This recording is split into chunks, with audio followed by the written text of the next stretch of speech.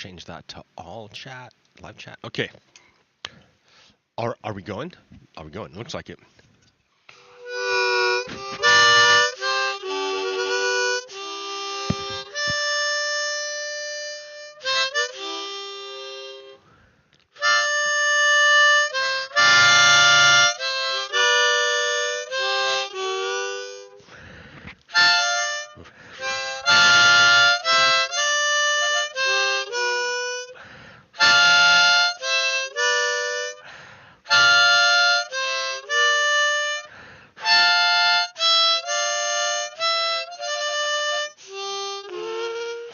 My cat. Hey, what's up, kitty cat? What's up? Hello, good morning. It is I, your host, Pogo Kiddo, with yet another episode of Redstone Lapis Lazuli. Hello. Let's get to it. Let's get to it. Back to game. All right, it crashed. It crashed. As soon as I was going back to it, it crashed. That's all right. I'm gonna bring it back. Bring it back. It didn't go anywhere. Right? I can't believe that. That's funny. Let me go back to my game. Crash. So I'm using this new Java machine, Graal, Graal, and I like it. I like it has really good Minecraft performance. I dig it, and it only uses 8 gigs of RAM. Here I was trying to give Minecraft like 20 gigs of RAM, and it was just not doing anything. I mean, it would fill it up with crap like non-stop and then dump it, and just didn't do anything. Oh, there we go. See, here, let me get rid of some frames per second. Also options. Extras. Okay. Ta-da! Here we are. Wait, options. Video settings. General. Yeah, okay. Here we are. Ta-da! So where am I? Where are we? Where am I? I'm in the middle of a giant machine, it looks like, right? I'm in a machine. A giant machine. But this machine looks familiar, does it not? Oh, look over there. There's some frogs. So, check this out. I'm just gonna mosey my way over here. And go through and be like, oh, why? It's the Nether station. It's the Nether station. And suddenly there's a train station here. What happened to all those tracks? All the tracks that were going to crazy places. What happened to them all? Well, they're still there. All those crazy tracks are still there. They're just connected a little bit differently.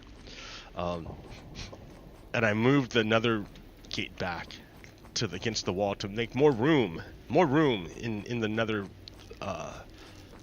place. So yeah, my frog light farm works great. This is literally a train station. I had too many train lines going all over the place, so I was losing track of like where they all went.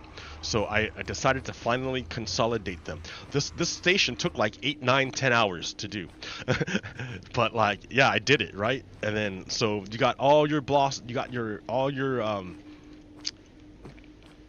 places set up to go wherever you want. And then you just hit the button. Even if it's empty, it'll still work. It'll just bring you back. This is how it works. Pretty simple. If you pick an empty one, it'll just boot you back.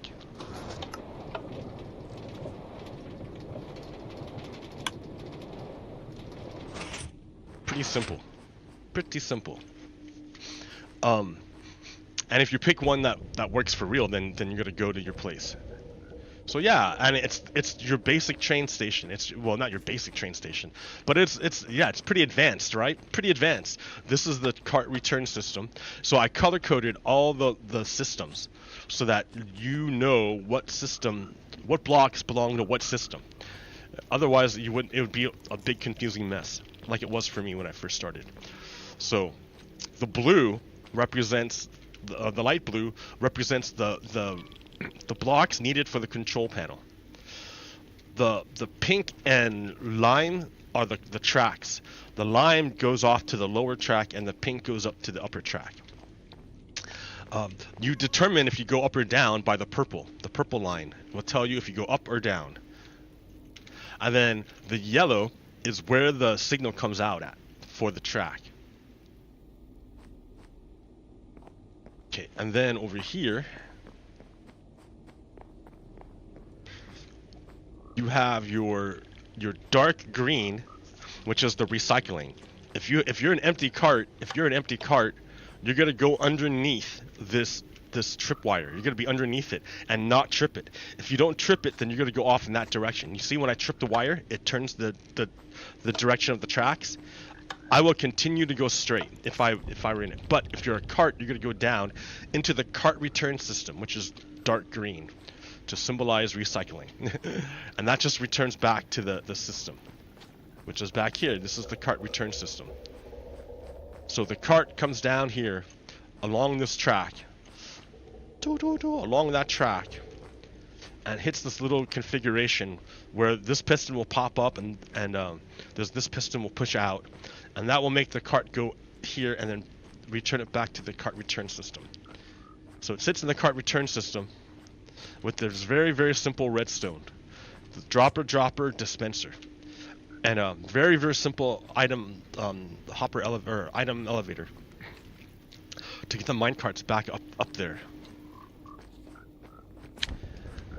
And then, yeah, you have your basic minecart system, and it works. You cannot tile them because of the redstone, but yeah, okay. There's that one. And then it goes in there. It goes back here. Yeah.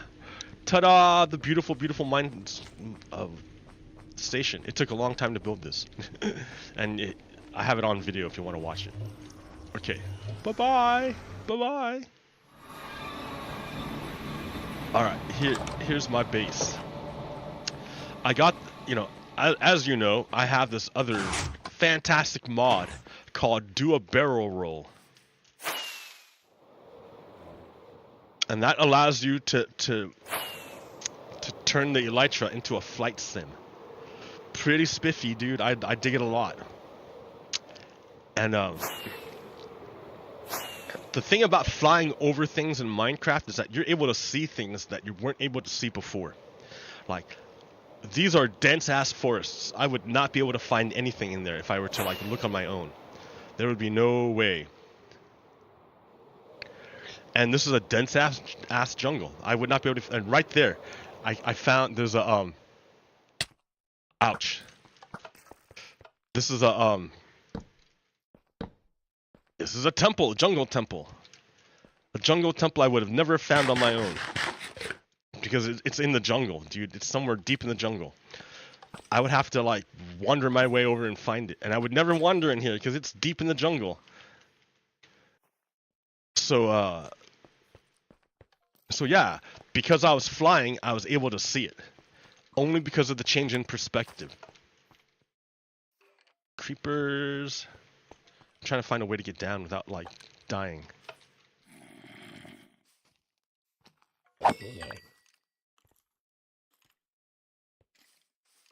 And you see, there's a temple here. There's a temple here. I'm trying to find the entrance. Where's the entrance of the temple? Right there, the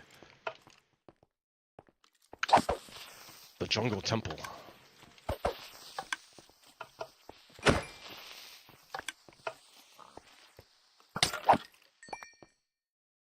So yes, here's the jungle temple. Shit. Ah!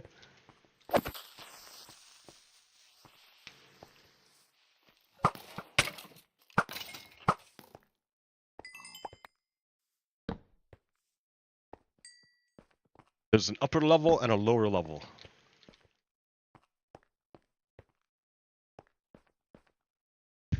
But I guess we have to go in the temple. we have to go in.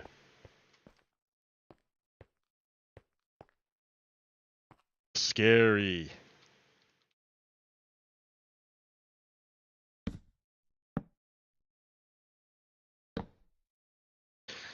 So there's this series of levers These series of levels will reveal a secret passage if you do it correctly.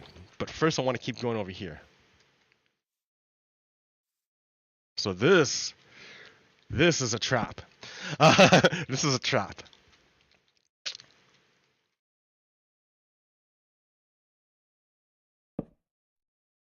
Do you see the tripwire right there? There's a tripwire there. There's a tripwire, and over there's a dispenser that will shoot me with arrows if I were to walk past that dispenser.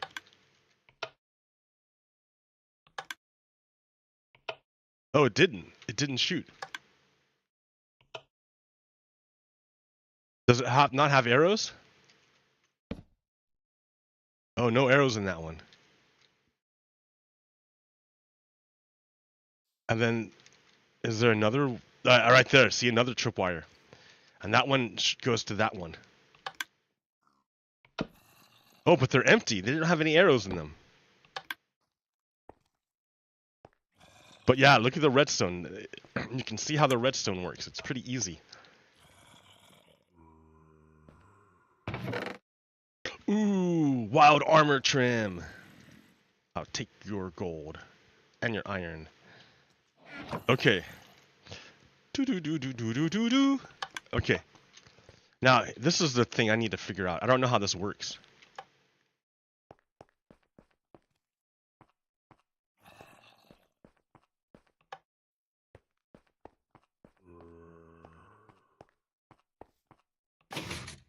Oh, I heard something. I heard something move. What moved? What changed? I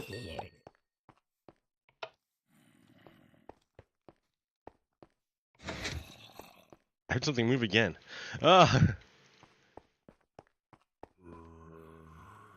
Is it up here? Where's it at? I don't know. What's supposed to happen?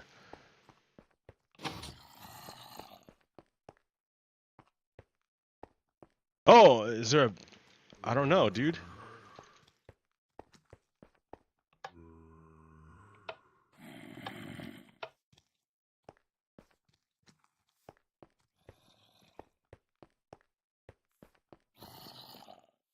I don't know.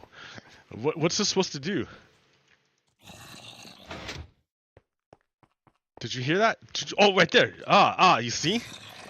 There's something there.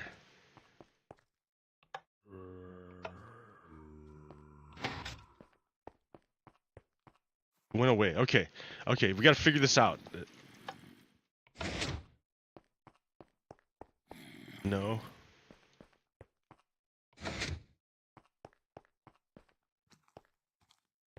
There's something here. What's going on here?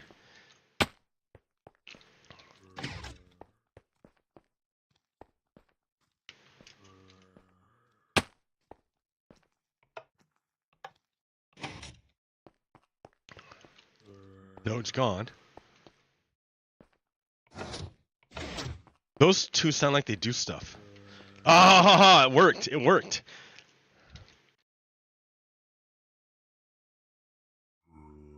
The redstone. The redstone. Oh, those three right there. Those. Ah, you see? The redstone. Okay. Ooh, I have all the iron trims now. You can have the bones and bow. And the rotten flesh. Cool, cool. Check that out. I found a secret room. How do you get out of here? How do you get out? Like that.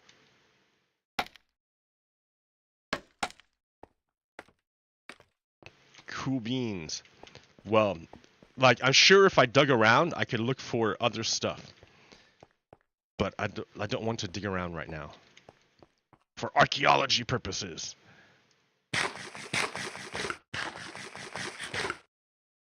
I mean, this is kind of a dangerous place to be. In the middle of the night, in the dark, dark jungle.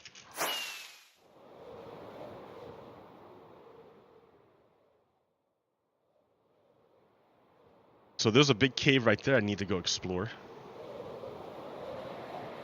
But I'm not going to do it now.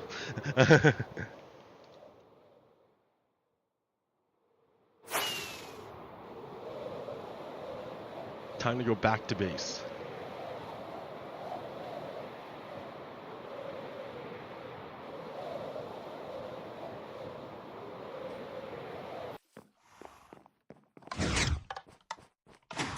Alrighty then. Well, nice.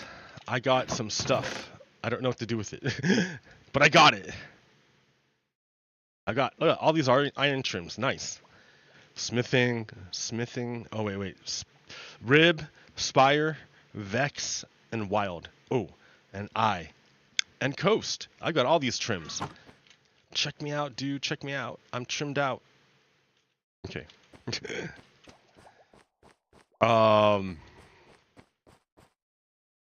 One more thing I can show you. In Minecraft, I can show you one more thing in Minecraft.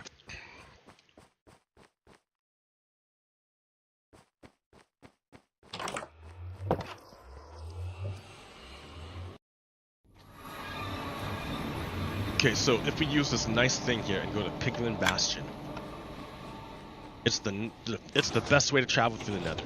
One of the best ways. Because you're on a hands-free. You don't have to do anything. It will take you there. If you use an elytra, maybe it's faster, but you have to steer, and it's not always clear where you have to go. But on a rail, you just fire and forget. I don't have to do anything. I just hang out.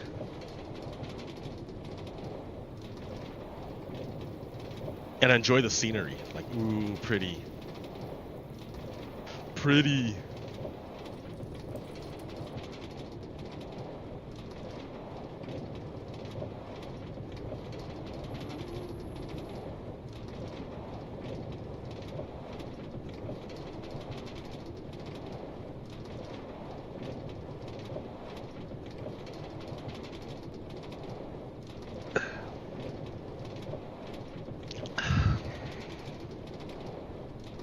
Yeah, pretty far, huh?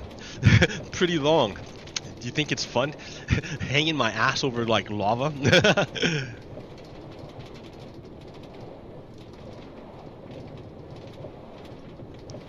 That's a little nerve-wracking, just a little bit.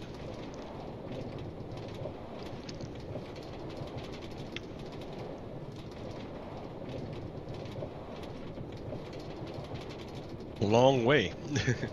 But I'm telling you, it's worth it. It's worth it in the end. So I would never, if I try to fly my way over there with an elytra, I would never find my way. Look at me, like it's not even a clear path to it. You have to dig through shit to get there. Well, maybe you don't, but close enough. So that right there is a Piglin Bastion. Piglin Bastion. And this particular bastion is a treasure. This is the treasure vault down here. Haha, the treasure vault. And across the bridge, I don't know what's over there, but there's other stuff there. So the piglins are a race. Right there. The piglins are a race of pigs. They live here in the Nether, and this is their bastion. However, it's like they forgot how to build. They forgot how to build. They were so concerned about keeping gold, they forgot how to build. So their entire bastion structures are crumbling because they don't know how to fix them anymore. All this cobblestone is, I'm the one who put this in here, so I wouldn't fall through the roof and die in the lava below. I had to put all the cobble in there. And here, let's go into their structure. So yeah, maybe the ancient piglins were cool. Maybe the ancient piglins knew how to do knew how to do stuff, but their children, these guys right now, don't know how to do anything. They forgot everything. So their institution, their structure, is all broken, and they don't know how to repair it. So yeah, I mean, they live in it. It stays here. It's not going, it takes a while for it to go away. Ooh, there's a bad guy. I gotta be careful because they can kill me easily, man. These guys can kill me. Super quick, they'll kill me. I didn't bring any, like... Dude, they're hiding. It sucks, so I can't shoot them.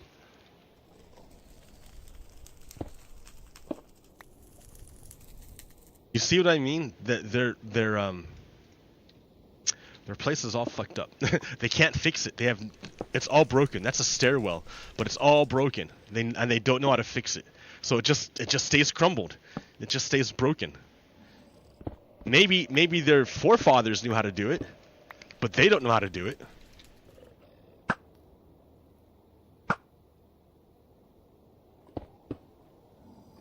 Uh-oh. He's coming back. Oh, he fell through a hole. Ah!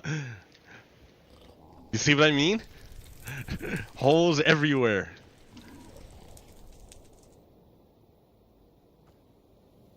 They don't know how to fix their own... Oh, shit! Holy shit! Like I was gonna murder me. Ah!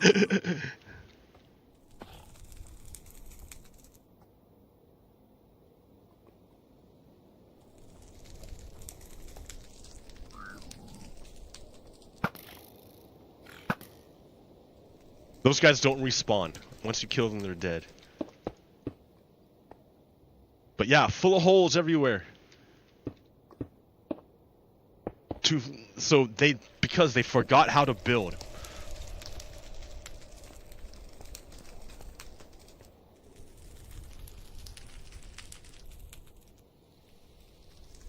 They forgot how to build. So there's an institution here, but it's just crumbling. It was built by their forefathers. Ah, here's the bridge.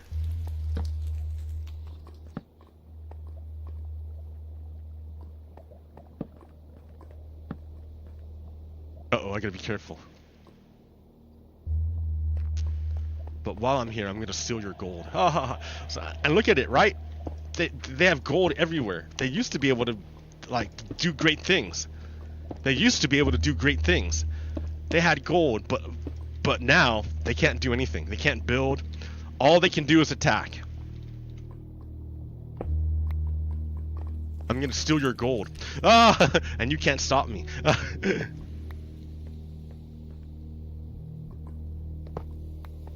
Oh, did it fall in the lava? No, I got it.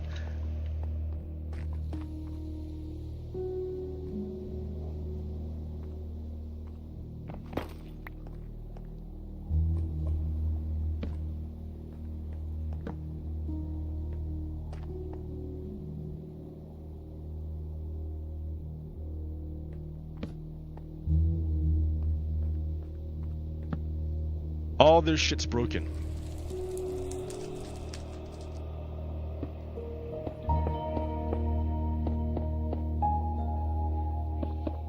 I can build, but they can't.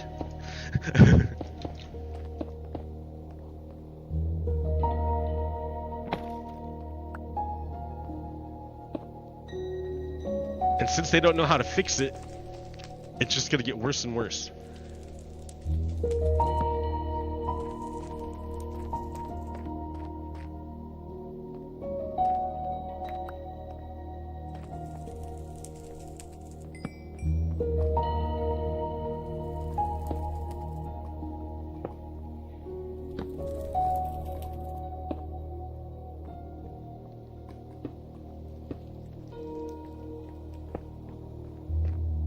So yeah, Piglin Bastion. I'm in the process of like slowly raiding it. Down there is some more gold. But it's in the middle of lava, and there's a bunch of magma cubes there, so I can't really get close to it yet.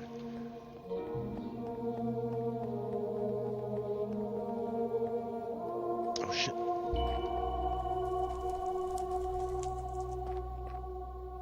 Damn, see all these holes everywhere. It scares the crap out of me.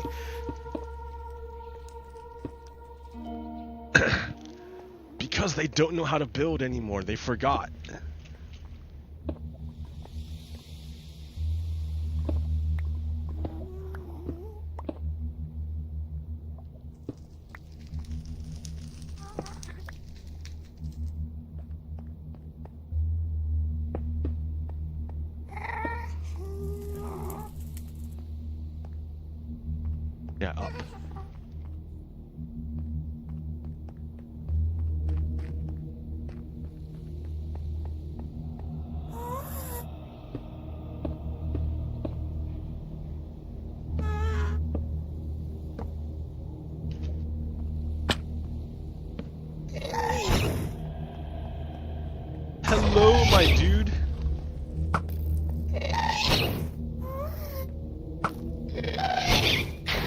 ha, ha.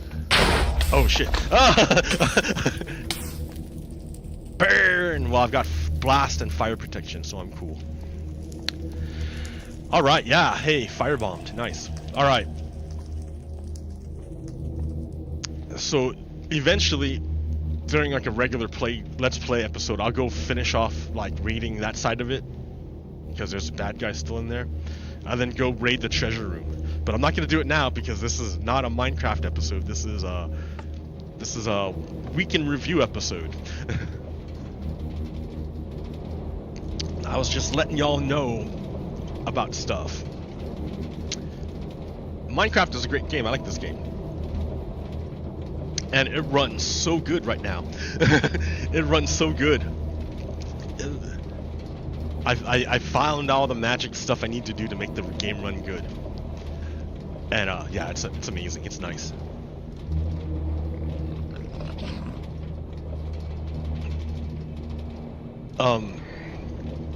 Yeah, what else is going on? What's going on? I mean, yeah, I can talk about the weekend review. What's been going on? Man, a lot of stuff has been going on. Like, where to even start? Alright, number one, right? I'm freaking hot. I'm hot. I'm wearing this shirt and it's kind of warm. Because, like, it's just hot now. It's just hot. Infrared view. The recent global heat wave is setting unofficial records. The global daily 2-meter air temperature. So, a few days ago, on July 4th, it was the hottest day on average in the world for like 125,000 years. On average, it was the hottest day ever. It was ridiculous. It was absurd. And then it cooled down a little bit, but we're still above the hottest where we should be anyways, and now we're climbing back up again. So this here tells me how you look how much higher this is above everybody else. This is telling me a feedback loop. There's a feedback loop where excessive heat is causing excessive heat. Uh-oh. What? Oh shit. Uh-oh. No. No, come back.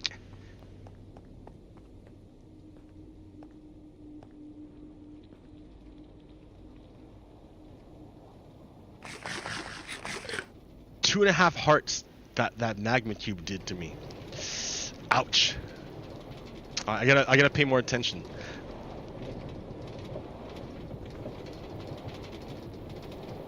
Okay.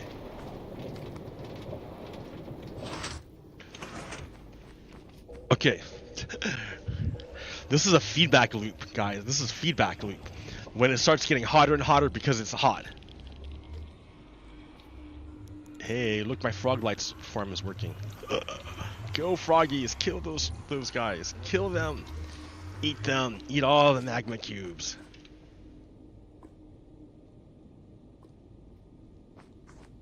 Ha ha ha ha ha. Delicious.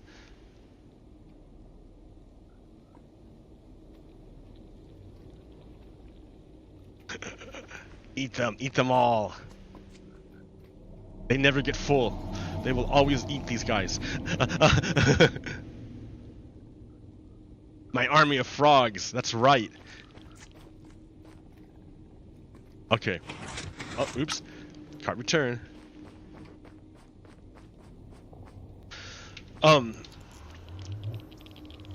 Yeah, and here's North Atlantic sea surface temperatures anomalies. This is 2023.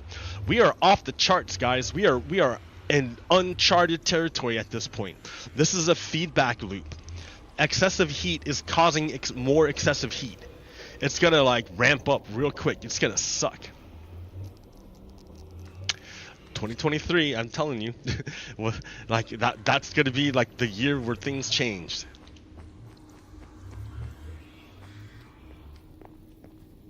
What else is going on? But check this out. It's so bad that in Texas, the Republican governor, Greg Abbott, has used the power of the state to forbid cities and counties from giving workers a water break.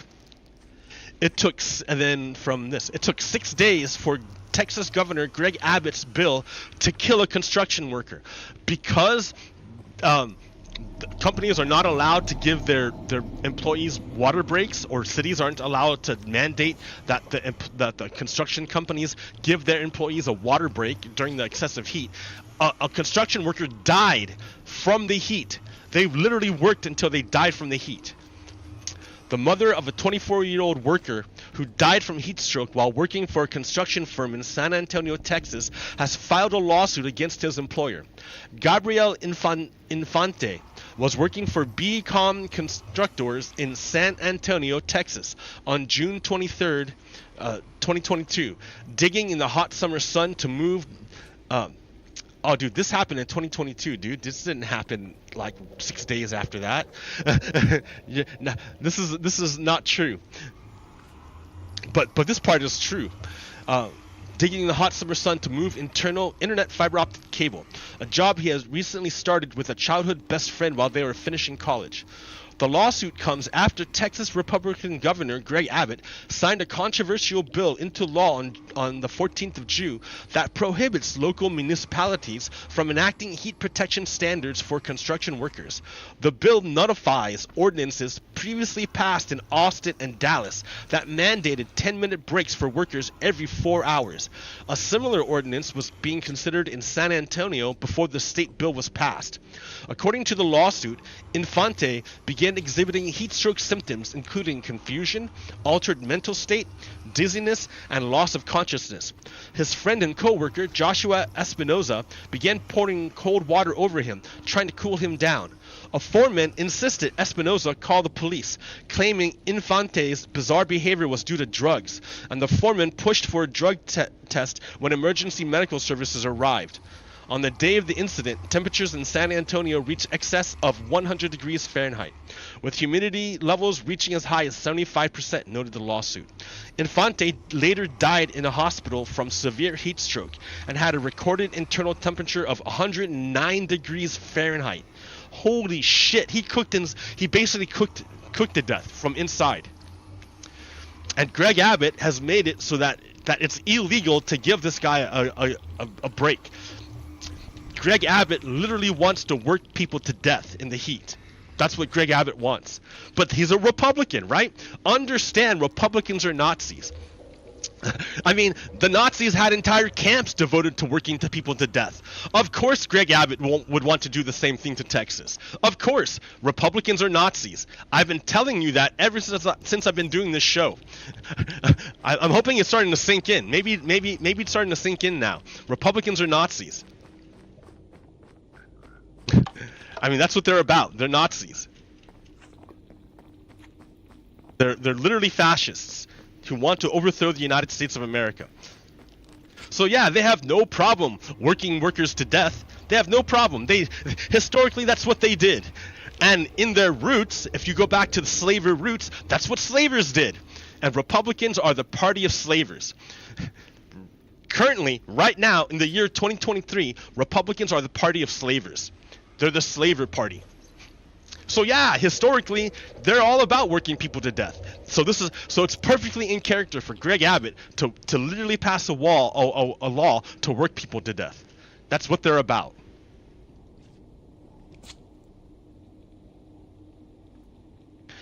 Alabama white supremacy form of domination. So, State Senator Chris Elliott said he'll bring a bill taking back $5 million in supplemental funding from the state archives after he and some of his colleagues questioned a June lunchtime discussion focused on LGBTQ history in the state. So, understand, this lawmaker is going to take away funds away from state archives because he didn't like the history being told of LGBTQ or LGBTQ. He didn't like that, so he's going to defund the state archives. He's going to cancel the state archives, the state lawmaker. He's going to cancel a public institution. He's going to cancel a public institution because he can't, because he didn't like the history being told. He didn't like the group he didn't like the group whose history was being told. He's like, oh, this is about gay people? Oh no, I'm gonna defund the state archives. What a loser! What a loser! That's why would the Slaver Party defund the state institution that keeps records? Because the Slaver Party doesn't care about building anything. All they can do is destroy. They're the Slaver Party. They forgot how to build. They don't know how to build anymore. All they can do is destroy and sit in their crumbling institutions. I mean, look at them. He's literally trying to defund the institution that keeps records. Because he's lost the ability to build anything. He doesn't know how to build anymore. Slavers don't know how to build.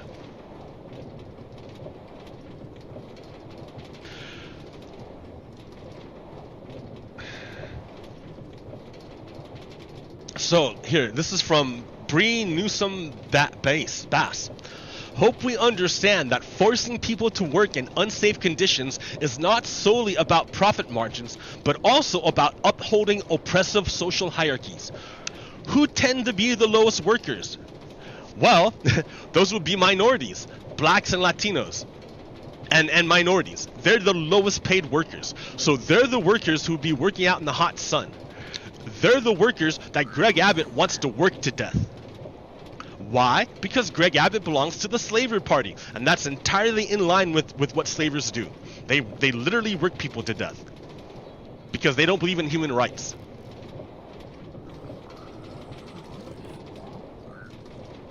For instance, denying people water breaks is not about productivity, it's punishment. Very common practice on plantations, in prisons, etc. The ruling elite demonstrate control by wielding brute forms of state violence against the people they exploit for profit. Yes, profit is a motive, but so is the sadistic need to dominate others. Right? In order to maintain their domination of other people, they have to show how brutal they are. They have to be incredibly brutal to the people, lest the people, gather together and rise up against their oppression. So Republicans are exactly like piglins in that they have, they have this giant fucking institution, but they can't build it, they can't maintain it, they can't do anything about it. All they can do is be more and more brutal. They can't fix it. It's crumbling because they don't have the capacity to build anything.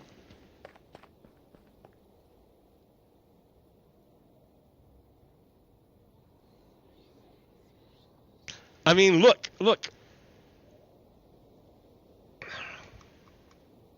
Influential activist Leonard Leo helped fund media campaign lionizing Clarence Thomas. So when Clarence Thomas was first added to the Supreme Court back in the day, number one, he was accused by Anita Hill of sexual harassment. And you had to believe her, right? Of course, So Clarence Thomas had a history of sexual harassment, and they ignored it. They ignored her testimony. Republicans ignored it to put him on the Supreme Court. I think some Democrats voted for him too. But then we find out that's not all. That's not all. Also, during the nomination of Clarence Thomas, a billionaire by the name of Leonard Leo helped him to what's his name? Wrong way. A billionaire helped him to become a Supreme Court justice back in the 90s or 80s. Crow. Why would a Supreme Court justice? Why would a billionaire pay all that money back in the 80s to get a Supreme Court justice on the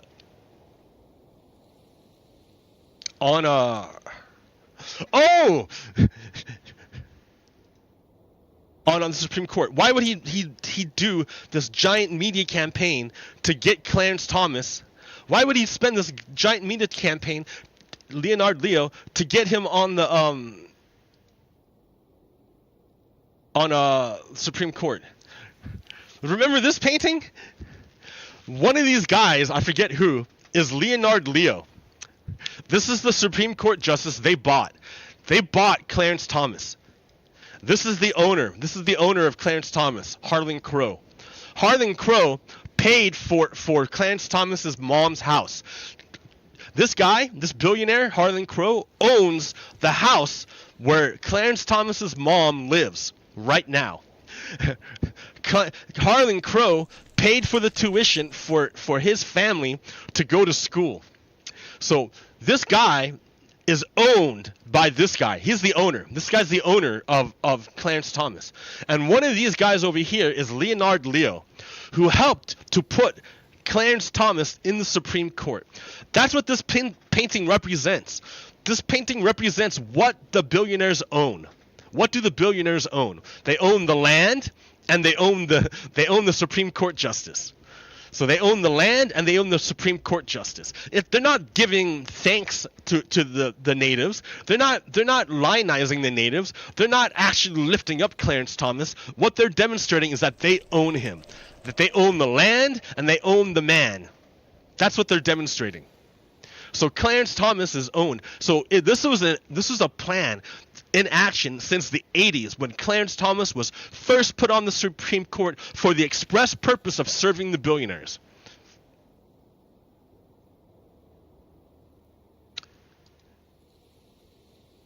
I had names attached to it too, and I don't have it anymore. There were names attached to all those people. I'll never find that.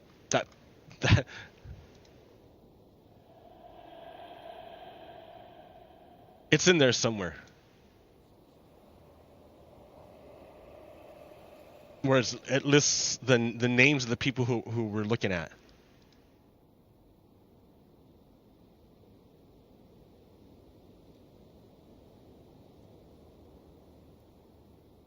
Okay, no. Oh, here.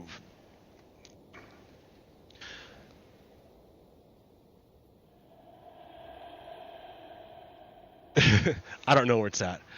Anyways, while that one's doing that one, we're gonna go back to look at this one.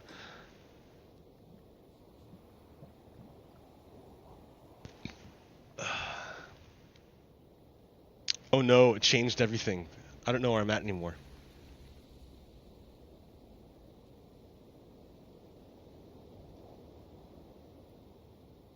Harlan Crow. Owned by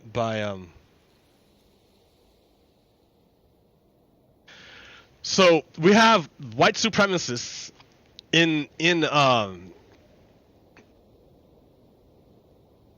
have white supremacists in the form of billionaires who buy Supreme Court justices in the 80s so that the Supreme Court justice will rule in favor of whatever the white supremacists want. White supremacists are pretty brutal. All they want to do is like kill the worker.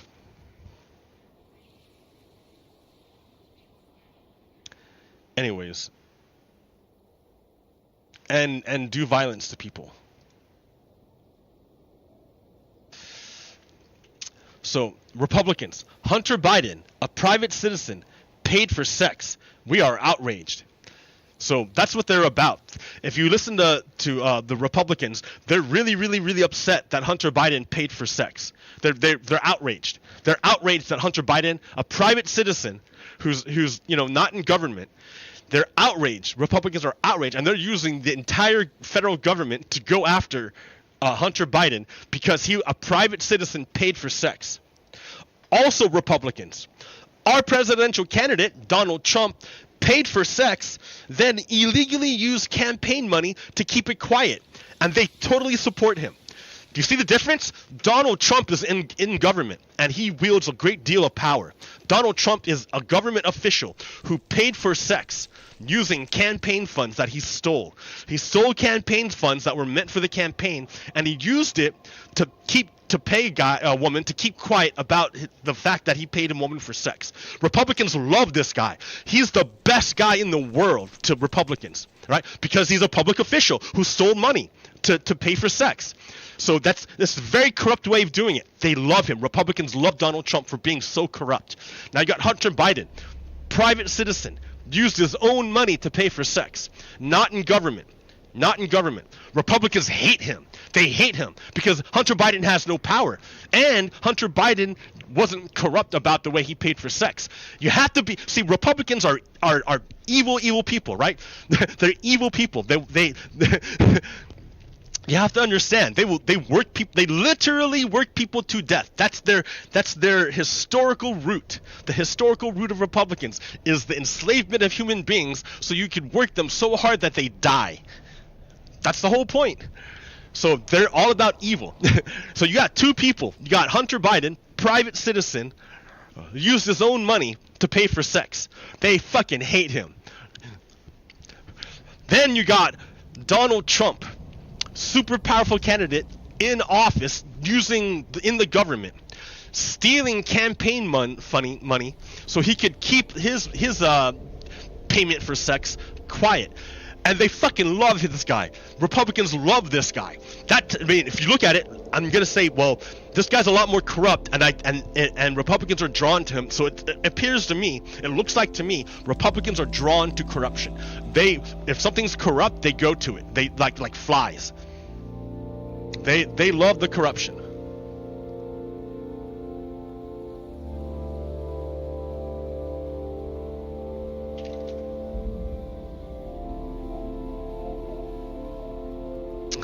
Because it's the same thing, right? It's the same thing. Well, it's not the same thing. Hunter Biden didn't like steal money, and he didn't lie about it to keep it quiet.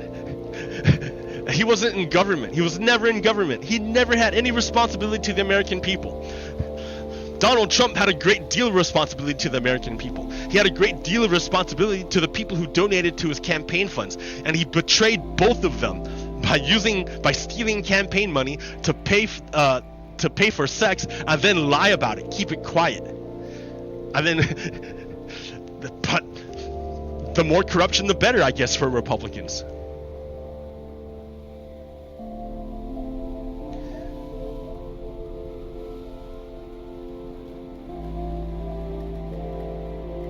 So here's Grassley. Chuck Grassley just released an FBI form that he did not get through the proper FBI channels, but from quote brave and historic whistleblowers.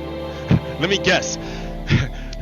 Senator Grassley got this information from Guccifer 3.0. Who is Guccifer? Who is Guccifer 2.0? We know from the Mueller report and from the Senate Select Intelligence Committee that Guccifer 2.0 is the Russian military. The Russian military.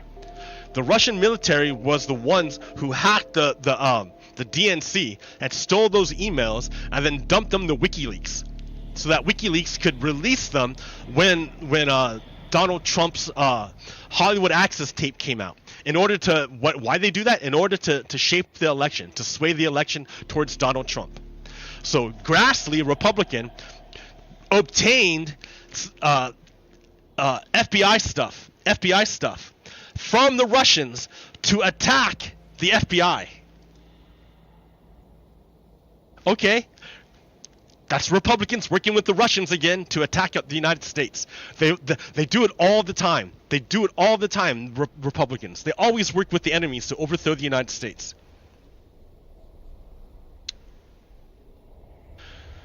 So check this out.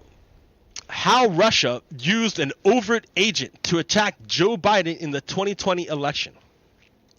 Time correspondent Simon Schuster says that Andriy Derkach, a 7-term member of the Ukrainian parliament, gave misleading information to Rudy Giuliani to discredit Biden during the 2020 campaign.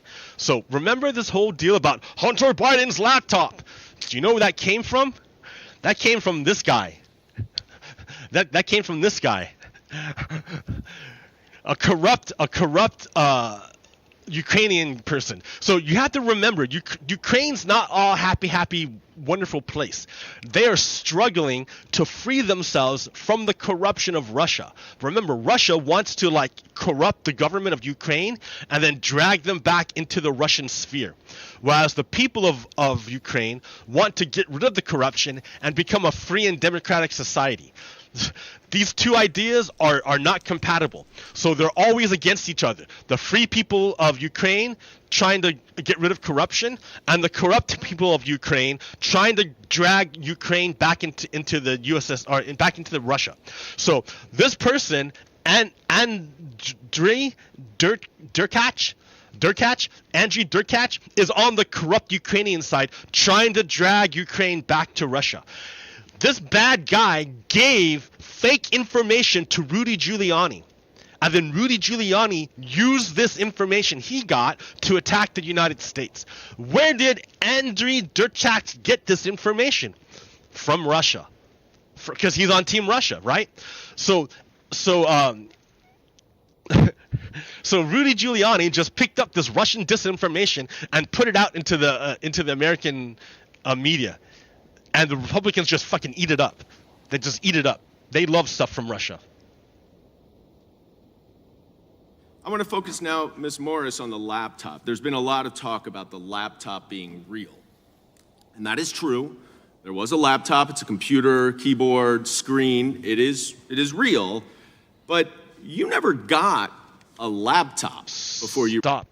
Say this all again, but let me fit you on my screen. Say it again, Dan. I want to focus now, Ms. Morris, on the laptop. There's been a lot of talk about the laptop being real. And that is true. There was a laptop. It's a computer, keyboard, screen. It is real. But you never got a laptop before you wrote that story, did you? That's correct. You got a hard drive. Hard drive. And you received that hard drive from Rudy Giuliani, right? Yep. Who had been openly associating with an agent of Russian intelligence in the months leading up to your story. You agree with that, right? I guess. Now, did you do a forensic examination of that hard drive before you printed your story?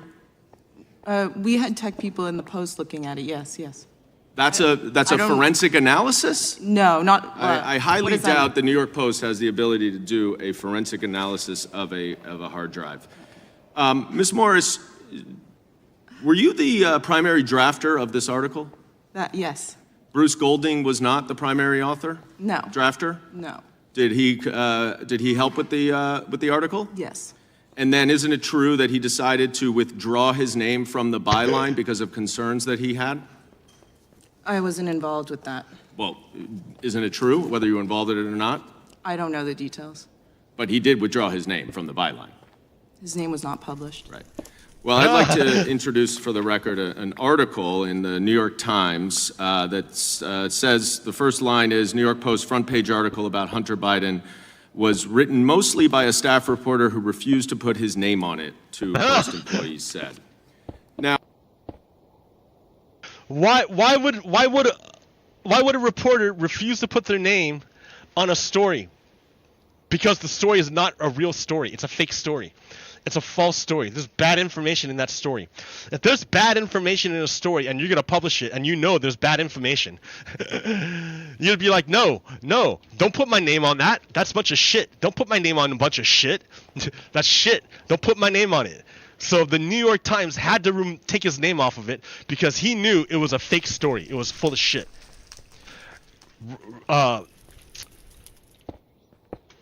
That woman got her information from Rudy Giuliani, and Rudy Giuliani got his information from a Russian spy. See what I mean? They can't build anything. They can't build. They forgot how to build.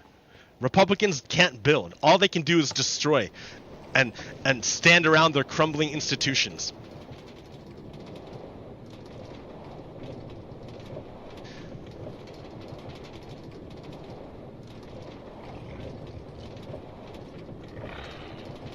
Dude, I got so much stuff, it's just like, it's all disjointed. I'm trying to like keep it into like a thing here. And I want to point out that no Biden family members hold government positions of any kind. Now, this, of course, is in stark contrast to the Trump crime family. The majority conveniently glazes over the Trump's family's foreign dealings. The Trump family, who, of course, were actually appointed to White House senior jobs, from Ivanka's Chinese trademarks to Jared's Qatari real estate bailout and $2 billion in Saudi private equity money. So where's that investigation? They were actually in the White House. And Isn't that interesting? Isn't that interesting? Hunter Biden, private citizen, paid for sex, and the Republicans are using all the federal government they can to go after him. Trump family kids, actually in government, actually got money from foreign governments. Republicans don't care at all. Does that give you a hint? Does that give you a hint? They're willing to crucify Hunter Biden, private citizen who used his own money to pay for sex. They're not willing to go after Donald Trump, presidential candidate who stole campaign money to keep quiet about his paying for sex. Hunter Biden, private citizen, never in government, and the Republicans are using all the federal government to go after him. Trump kids, Ivanka, Jared, all of them, they were all in government, and they all had significant deals where they made a bunch of money. The Saudis gave Jared Kushner $2 billion, dude. $2 billion. And remember, Kushner couldn't get top secret clearance on his own. No, he had to have Donald Trump override the security so he could get clearance. And then what did Jared Kushner do? He took top secret information and he sold it to the Saudis for $2 billion. Republicans don't give a fuck about that. Because Republicans the Republican Party is the slaver party. That's why. They're the slaver party. They don't care. In the slaver party, it's okay for the powerful to do whatever they want, because for slavers, their white idol has created a hierarchy, and people above you in the hierarchy can do whatever they want because it's the hierarchy, and the hierarchy is ordained by the white idol, and you can never question the dictates of the white idol. Whatever the white idol has told you, followers of the white idol must follow. Yeah, you never according to the belief in the white idol, you can never question the white idol. You can never question the white idol. You have to accept it. Donald Trump and his kids are allowed to break laws and be absolutely evil because for the followers of the white idol, all of that is in service to the white idol, to a bigger plan. So they will forgive Donald Trump for his law breaking and his lack of integrity because for them, it's all done in service to the white idol, who is the highest ideal for them.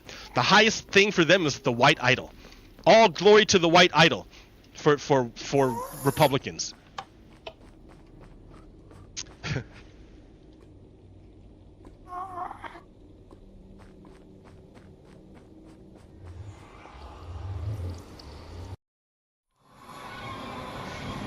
Here, let me give you an example of what I mean.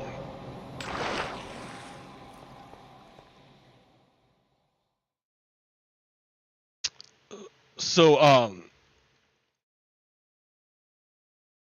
recently it came out that Donald Trump received a target letter.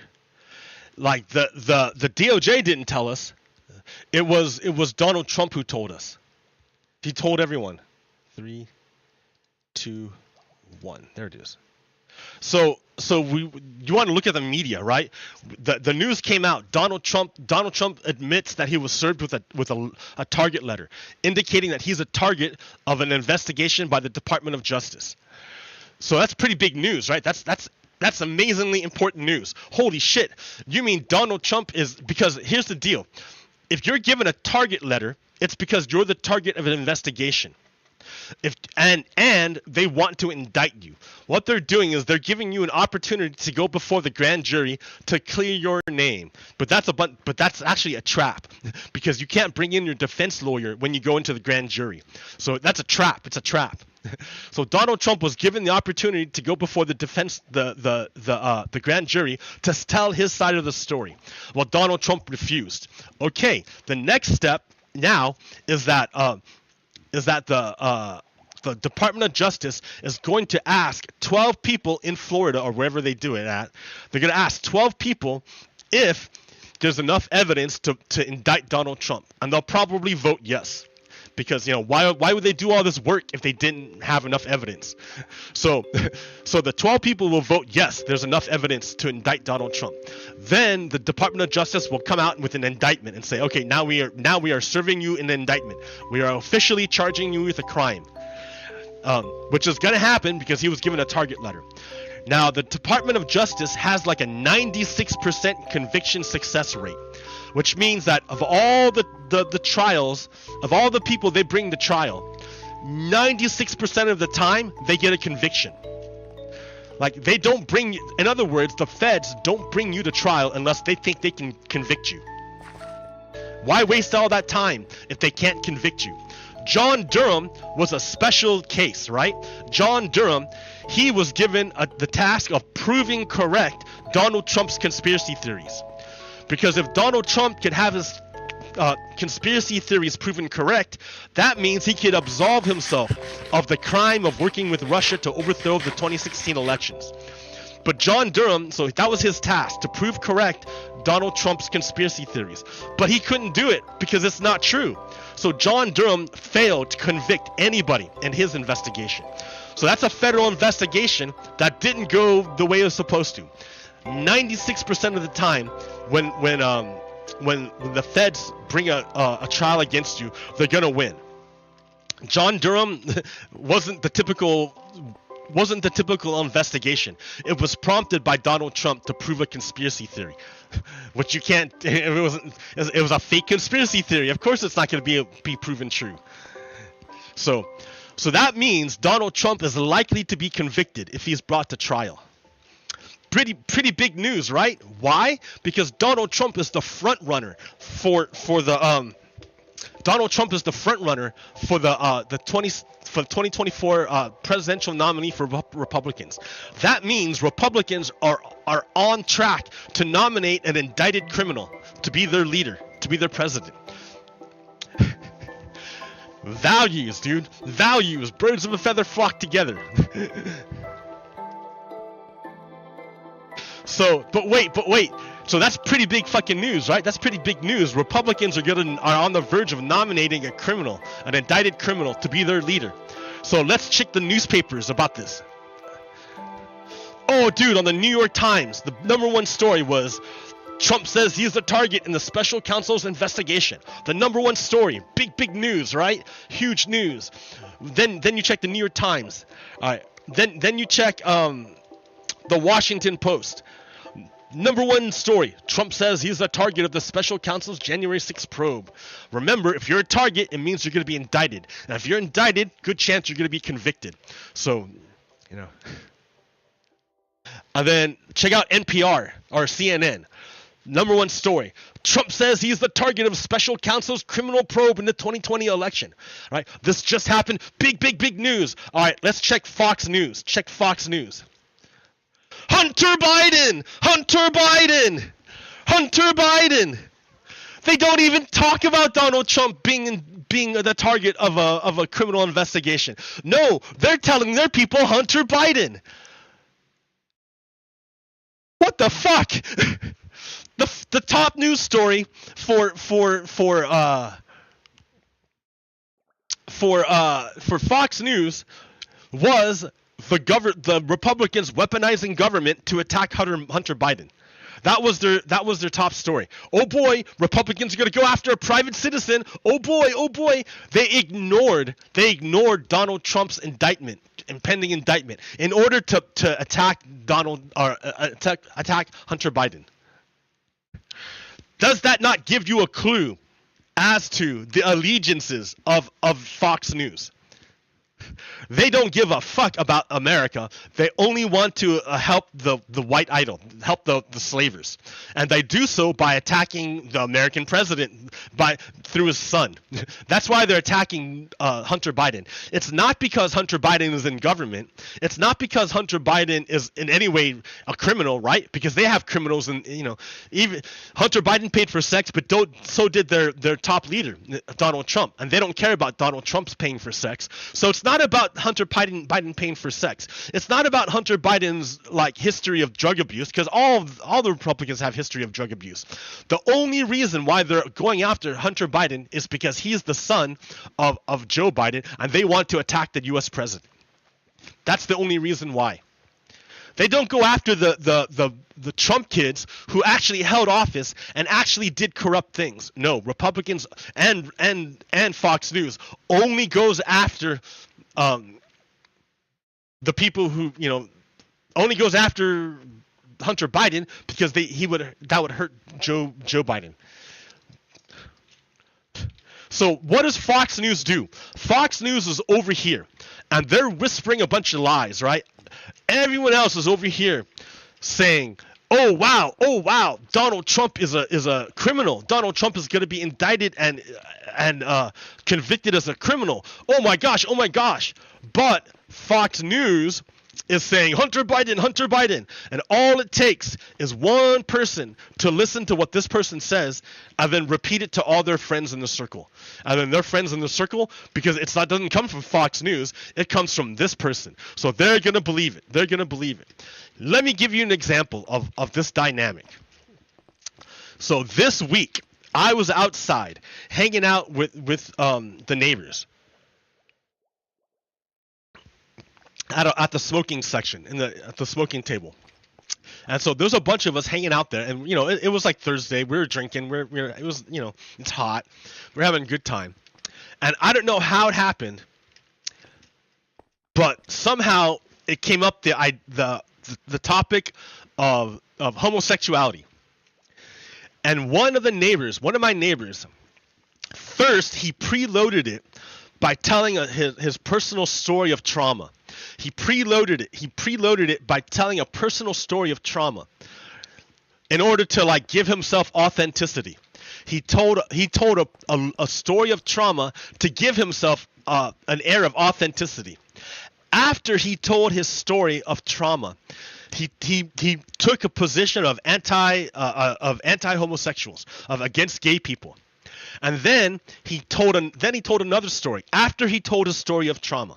The second story he told was that the school district here in Oregon gave his kids cartoon images of how to have gay sex, and sent his kids home with this stuff. And I'm like, wow, that's pretty incredible. That's incredible.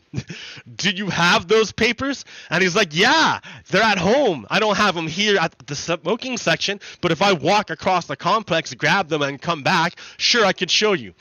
And I'm like, yeah, I wouldn't want to make you walk across in the heat, to go do that. But if you assure me that you have them, okay. So he starts going off about the gay agenda, saying that they're always shoving it in his face, and that they're trying to turn their kids gay by showing them how to have gay sex. So he bore witness against gay people. He bore witness. He said, I received this thing from the school district. It is proof that they're trying to sexualize our kids. He bore witness against gay people. And I was like, wow, dude is real serious about bearing witness against gay people. Real serious about it. He told his story of trauma. Then he told me his proof, which is that the school district gave his kids cartoons about gay sex and then sent them home with it. And then he's telling me his conclusion based on what he knows from this, that gay people are trying to sexualize kids and take over the world. And he bore witness against his neighbors, because any one of his neighbors could be gay. So he bore witness against his neighbors, and he gave his proof. And I'm like, wow, that's pretty crazy. And I'm like, you know what? And then I started giving my side of it. I look out there, and there's nothing inherently sexual about a rainbow. there's nothing inherently sexual about accepting gay people. It's okay to be gay. There's nothing inherently sexual to say that it's okay to be gay. There's not. I don't see it anywhere. I don't see it in the cartoon shows. I don't see it in, like, there was a show called Strange Worlds, and I guess there was a gay relationship in there, and that flipped out this guy. He's like, oh, there's a gay relationship in this kids show. It's proof that there's a gay agenda trying to sexualize our kids. Dude, I saw bits of that show. There wasn't any kind of sexualization there. There was no sexualization whatsoever, dude. That's not sexualization. But he had this preloaded conception. And he told this story to everyone else in the group.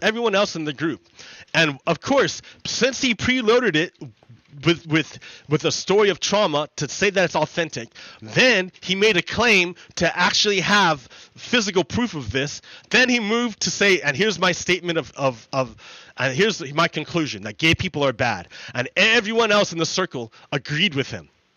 Everyone in the circle agreed with him. That's saying, oh yeah, gay may be okay, but not for my family. Gay is not okay from my family. Gay is not okay from my family. Oh yeah, this guy, we're gonna listen to him. Listen to what he said. Listen to his story. Oh yeah, he bore witness. Okay, we believe you. We believe you're witnessing. Then I come along and I say, I don't believe you're witnessing. Show me this fucking paper. Show me this paper. And then his story changed. His story started changing.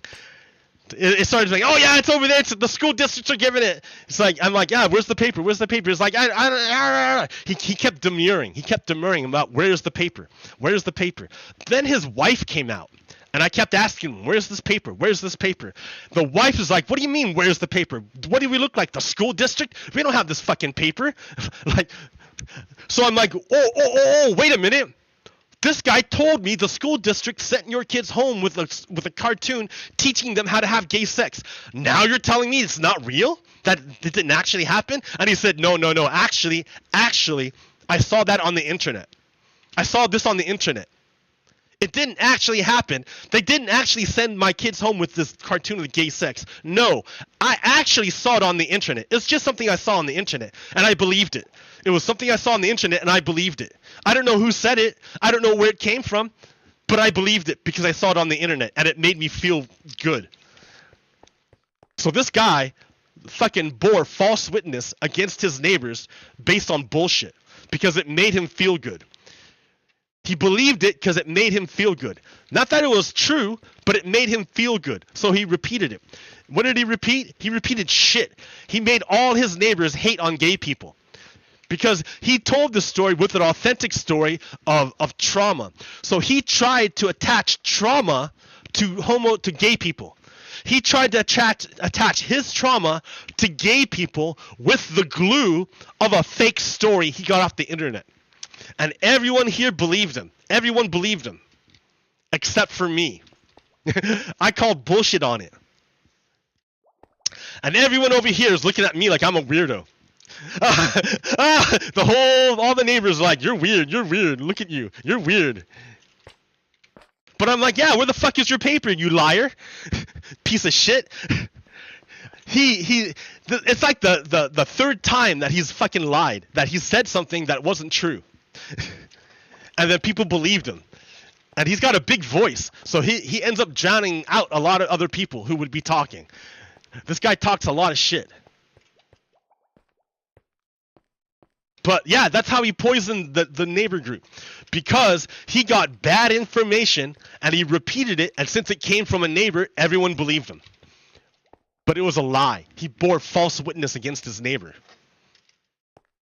That is the entirety of the Republican disinformation system. That's what Fox News does. Fox News tells a bunch of lies, and it has those lies repeated by neighbors, and since it came from a neighbor, then all the neighbors are going to listen to them. That's manipulation, dude. That's how you get manipulated. All these other parents all have kids, and when you deal with kids, something about kids takes away your rationality. You cannot think rationally once your kids are involved. It's pure like emotional and instinctual protection. That's all you can think about. You completely lose the ability to think rationally.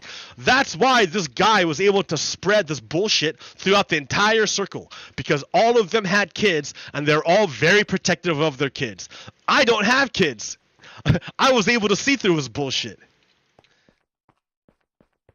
Dude was a fucking hater, spreading hate based on bullshit, and everyone ate it up. He had a cup of piss water and he gave it to everyone and everyone drank out of it.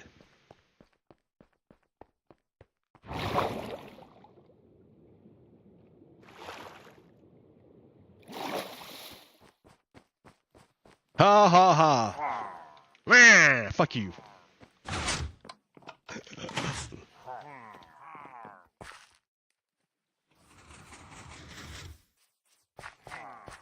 Arr. Arr. What are you doing there, man? Get out of here. You can't come in. I hear more. Oh, there's one down. Oh, they fell off. They fell off. They.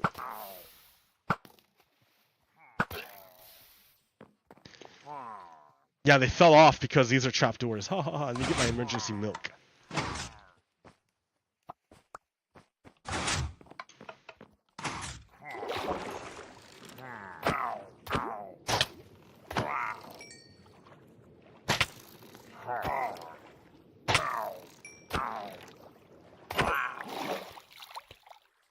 Yeah, without my armor on, I have the possibility of death.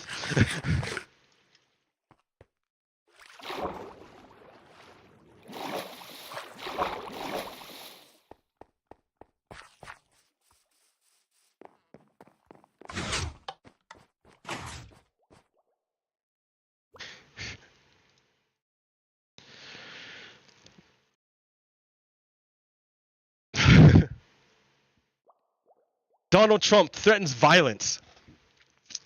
Donald Trump on July 19th, Donald Trump in a radio interview on the Simon Conway show called it dangerous to talk about a theoretical situation where Special Prosecutor Jack Smith plainly announced he is going to put the former president in jail.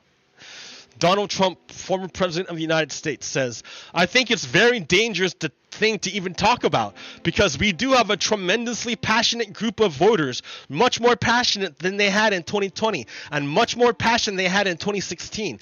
I think it would be very dangerous. So Donald Trump is trying to incite his followers to rise up in violence if he gets indicted.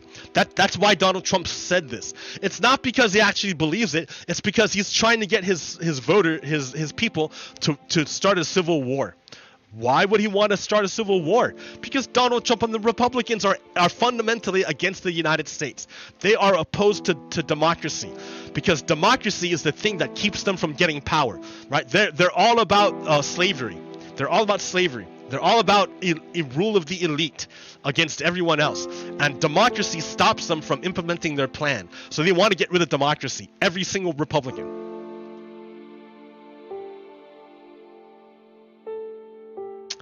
Dude, I don't have the names. Show in... Where's that one that has all their names, dude? I want to look for it this way.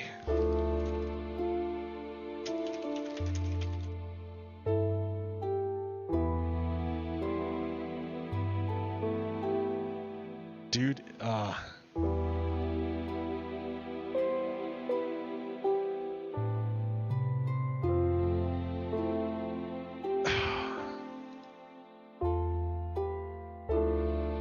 there it is, there it is.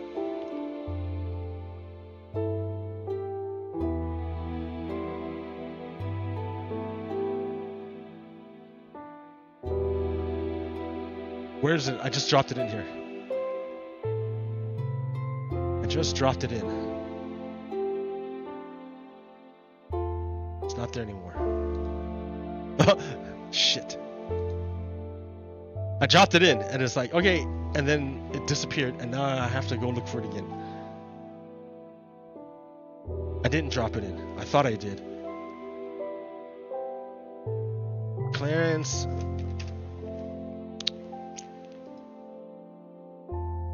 Let me drop it again. Oh, where'd it go?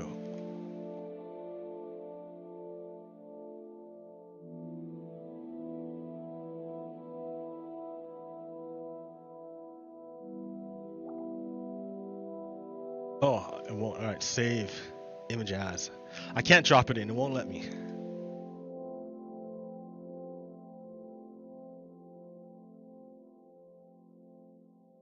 Oh shit.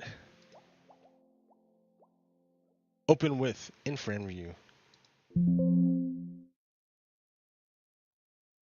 Okay. Leonard Leo. That's Leonard Leo. So.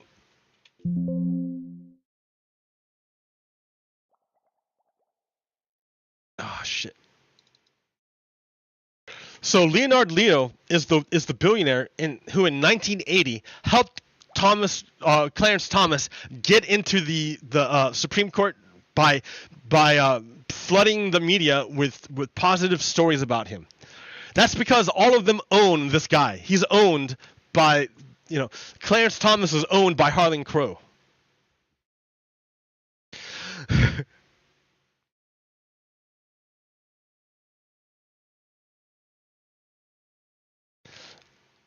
All right, what else do we got? I can get rid of that one.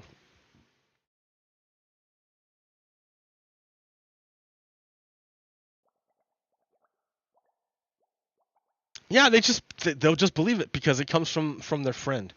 Let's see, what else? Former President Trump says he received a letter from Jack Smith saying he's a target of a grand jury investigation of January 6th. Do you have a reaction to that? So Donald Trump was given a target letter by the special counsel.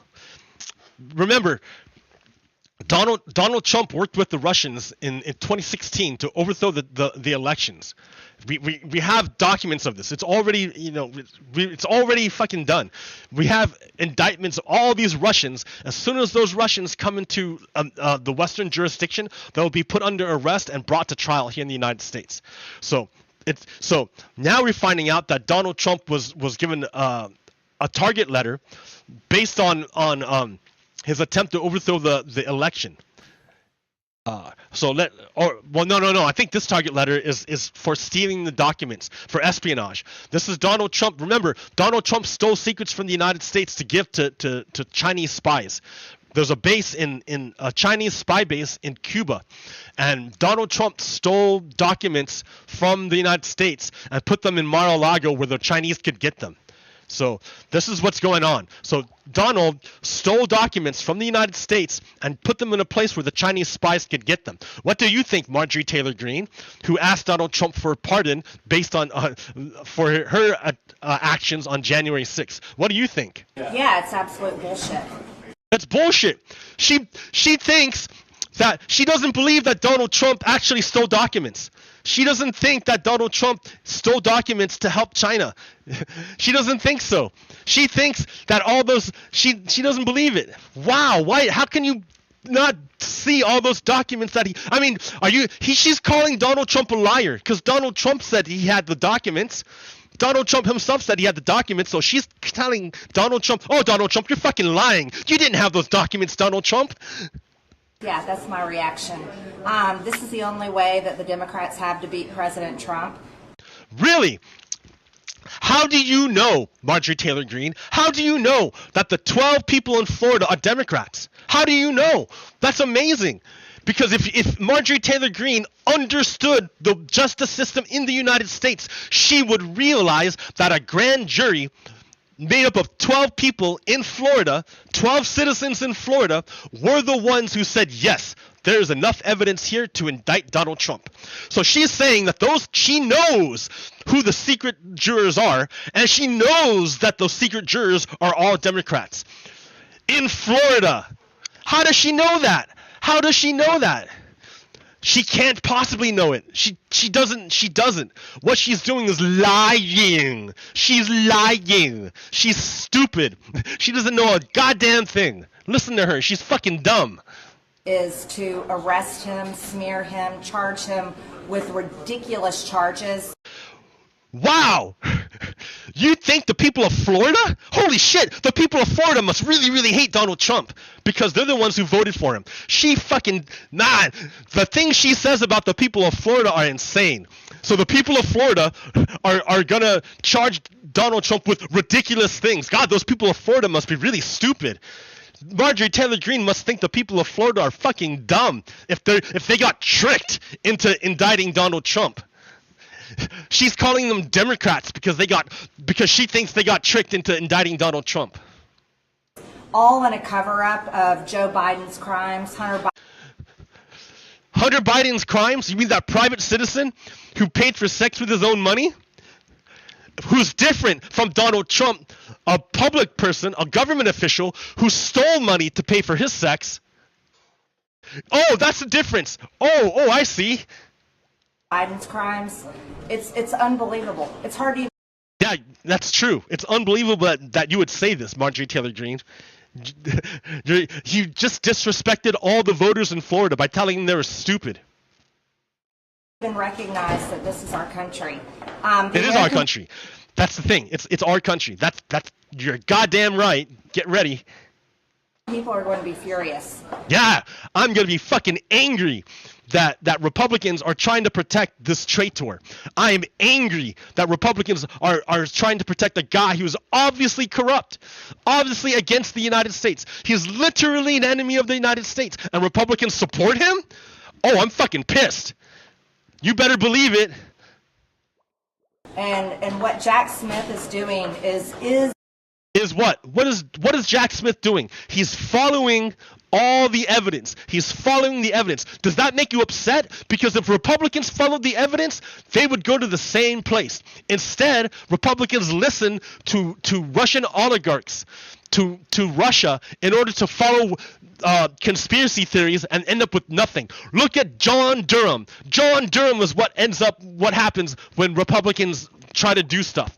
They fucking get nothing. They follow wild goose chases by Russians. Jack Smith is doing it right. The weaponized government. And that's what Republicans do. They weaponize government. That is the whole point, the whole drive behind what Republicans are doing. Remember, Hunter Biden is a private citizen who paid for sex with his own money. That's what. But Republicans are using they have entire fucking House committees dedicated to looking at Hunter Biden.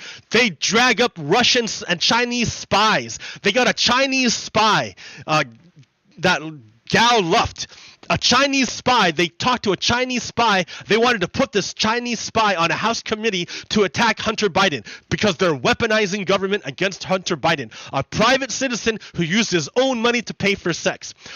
Unlike Donald Trump, who was a government official who stole money to cover up the fact that he paid for sex.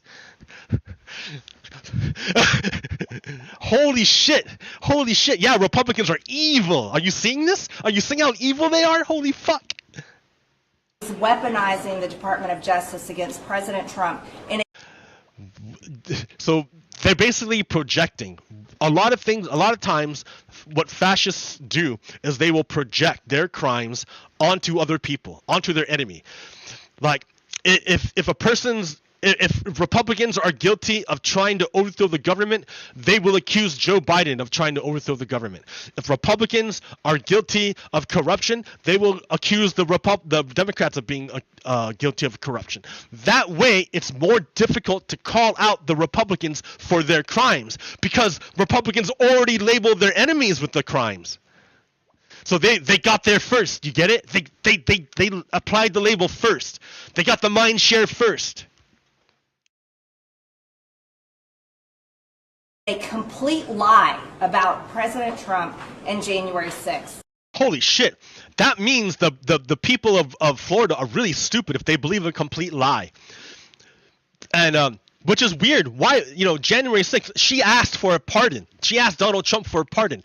Why would the person who asked Donald Trump for a pardon defend Donald Trump against the crimes of January 6th? Because she's implicated in them. She is part of the January 6th attempt to overthrow the government, the United States. She is a fucking traitor. Marjorie Taylor Greene is a traitor. She's a traitor. And is the question that I want to ask Jack Smith, is this the plan? Are they going to arrest President Trump? Yeah, eventually that's what happens when you get indicted. You have to surrender to arrest. Didn't you see what happened when Donald Trump surrendered for what was it? I guess it was the document. It might have been the document case. The document case. He had to fly to Manhattan, or was it? I don't know. He had to fly somewhere. No, he went to Florida under arrest to go through processing. Yeah, that's the plan, dude. Again, right? You don't fucking understand American institutions. Trump charged him with phony, fake charges. Why would the people of Florida do that? Why would the people of Florida charge Donald Trump with phony, fake crimes? That's a really good question. Why doesn't Marjorie Taylor Greene look into why the people of Florida would do that? Why would the people of Florida? I mean, the people of Florida be like, "Yo, look at this evidence. We're gonna have a trial. You can look there." So Marjorie Taylor Greene says, "I want to see the evidence that the Florida jury used to indict Donald Trump." That's what she's saying. She thinks it's not real, the evidence. So what she's saying is she wants to see a trial. Great. I'm all about a trial. I would love a trial. I would like a public trial. But Eileen Cannon has set up the trial to be in a tiny ass courtroom where you can't fit in any reporters or any media. Eileen Cannon wants to keep it as secret as possible. She does not want this trial to be public because she's a big defender of Donald Trump. Eileen Cannon is corrupt. Eileen Cannon is a judge that's corrupt, that Donald Trump put into place. So look at what Donald Trump has done. Donald Trump is before a judge that he appointed. He's being protected by a congressperson who he protects basically because she wanted a pardon from him. She might have gotten a pardon from him. I don't know. They're totally corrupt. And she's calling for a trial so everyone could see the evidence. She's like, why did the 12 jurors in the grand jury indict Donald Trump? What is the evidence they used? And then hold him in prison while he is winning the Republican primary. Wow. What does that say about Republicans? That they would choose an indicted criminal as their leader. What does that tell you about the values of Republicans? Do you think Republicans value the rule of law? No. They value power. While he's going, like, they're not supporting Donald Trump because he's the most lawful guy. They're supporting him because he has the most power. Remember when the Russians, when there was the mutiny, the Wagner group was mutinying against Russia, and they took over a town, and I forget what town, but they took over a town, and the people in that town pledged allegiance to Wagner Group. Why? Because for those people, it doesn't matter what's true. What matters is power. And they knew where the power was. Oh, you rolled into my town with tanks? You were the power. I'm going to follow you now. Republicans are the same way. Donald Trump has all the power. No other candidate can stand up to Donald Trump. Maybe Chris Christie. But nobody else can stand up to Donald Trump. So he has the power, so all the Republicans flock to him. It doesn't matter that he's a criminal. It doesn't matter that he lies. It doesn't matter that he's a terrible human being. What matters is he has the power, and for them, power is the number one thing. That's all that matters. To win the general election in 2024, is this where our country is now? Because it's an embarrassment on the world. Yeah, it is. It's an embarrassment that Donald Trump managed to take power. It's a major embarrassment that all these Americans were either so racist or so demoralized that they voted for Donald Trump. Millions of people, millions of Americans voted for Donald Trump. That's a fucking embarrassment. That's a huge embarrassment. That's a huge embarrassment. That's how many demoralized Americans, that's how many white supremacist Americans we have in the United States. A fuck ton. Stage. If this is the direction America is going in, we are worse than Russia. We are worse than China. We are worse than some of the most corrupt. Wow, so she's saying rule of law is so bad that it's like not having rule of law. Because China and Russia don't have rule of law. Doesn't matter what the truth is in China or Russia. Human rights don't matter in China or Russia. All that matters in China or Russia is power. Here in the United States, Donald Trump is being held accountable by rule of law. He broke the law, so he will be punished. So Marjorie Taylor Greene is saying, wow, man, this rule of law is so bad, it's like having no rule of law. What? What is that? That's called false equivalence. When you're demoralized, you cannot tell any distinctions. One thing looks exactly like the other thing, even if they're opposite. Even if they're totally separate things, they will look like the same thing if you lose your vision, if you're demoralized. It's a propaganda technique. Because if you can't tell what's real and what's fake, then it's easy to manipulate you. All you gotta do is grab them by the emotions, and it's easy to manipulate. You can fucking move them wherever you want. Look at those parents outside. Look at all those dads. All those dads got fed a line of bullshit propaganda by one guy, and because this propaganda was about their children, all their fucking reason was gone. They were moved by pure emotions, and they were moved into a position where they hated gay people, where they were antagonistic to gay people, all based on the false witnessing by that one guy, because that one guy bore false witness. It's real easy, dudes. It's real easy. And then so if you can't tell the difference, then sure, everything's the same. Why not? Rule of law is the same thing as not having rule of law. Fucking Corrupt third world countries, and this needs to end. It's an absolute lie, and every single time President Trump has proven innocent time. No, he's not. He's not proven innocent at all. He's a convicted child or a convicted sexual assaulter. He's convicted of sexual assault, dude. Convicted of sexual assault. He's not innocent. You just fucking lied again. Fuck you, Marjorie Taylor Greene. You're going to prison too.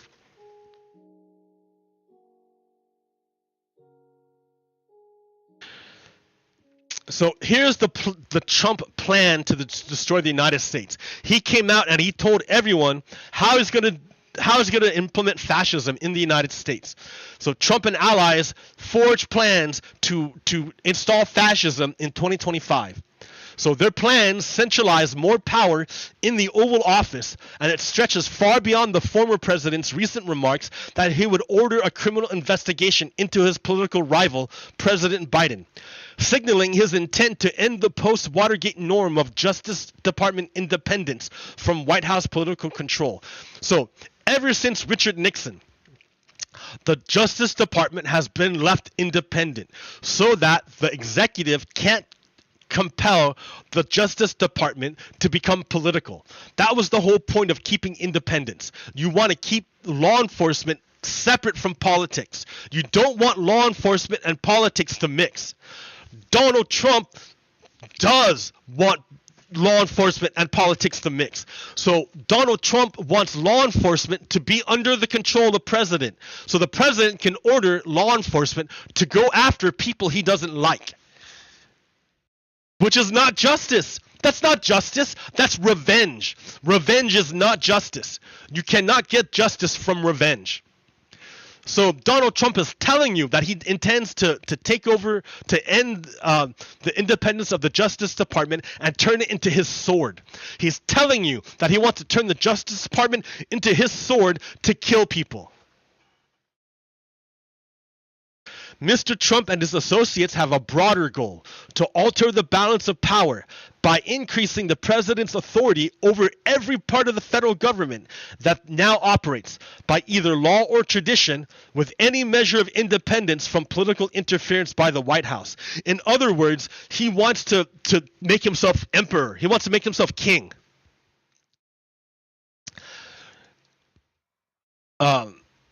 Mr. Trump intends to bring independent agencies like the Federal Communications Commission, which makes and enforces rules for television and internet companies, and the Federal Trade Commission, which enforces various antitrust and other consumer protection rules against businesses under direct presidential control. He wants to make himself king. Donald Trump is telling everyone he wants to make himself king. And all these Republicans who support Donald Trump support a criminal who wants to make himself king. So you understand what Republicans are. They're fucking slavers. They're slavers. They want to go back to the old time of the Confederacy, where you had the elite ruling over everyone else and you owned humans. Humans were reduced to property. That's what they want to go back to. They're slavers. These guys are fucking slavers. They tell you every single day.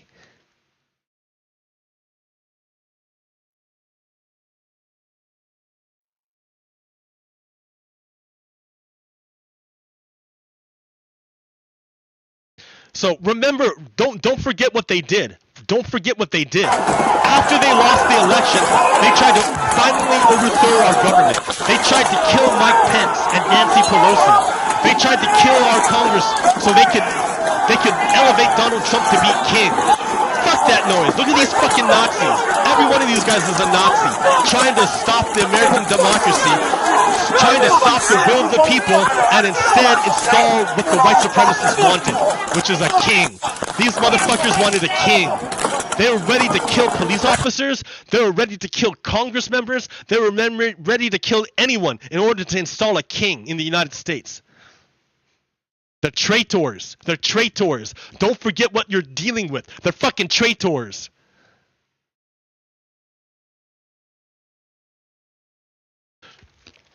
All these Congress people asked Donald Trump for a pardon after January 6th. They just asked for him.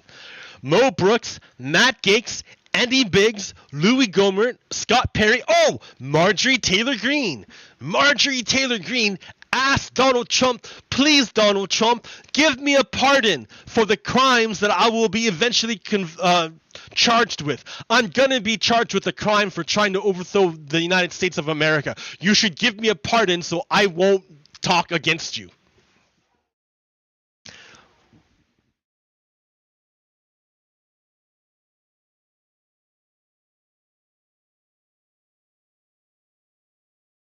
So you would say, why the fuck is it taking so long to do all this stuff? Why is it taking so long to do this? Because it takes a long time. It takes a long time to crack a phone. You know, a lot of this information, a lot of the information they need is on the cell phone. All the text messages, all the timestamps, all the pictures, all the calls, all of this is on their cell phone. But their cell phone is encrypted so that, you know, other hackers can't get into it. Well, now the phones are in the possession of the Department of Justice, but the phones are encrypted. So the Department of Justice has to crack the phone in order to get the contents of the phone. Well, it's not easy. It's not easy to crack a phone. Encryption's pretty good. As to Mia, Empty Wheel says, as to Mia's question about why Merrick Garland waited, he didn't. Trump announced he was running on November 15th, and Garland appointed Jack Smith on November 18th. Perhaps, though, Mia just doesn't understand that Jack Smith's work is simply built on stuff already happening. Anyways, Trump's crimes were committed with lawyers as accomplices, using encrypted apps on cell phones. Those two very basic facts both explain a great deal of what ill-informed people see as waiting. Exploiting phones takes a long time. U.S. government seized Enrico Tarrio's phone before January 6th, and it still took a year to exploit it. Rudy's phones took 9 months. DOJ has been fighting for Scott Perry's phone for over a year.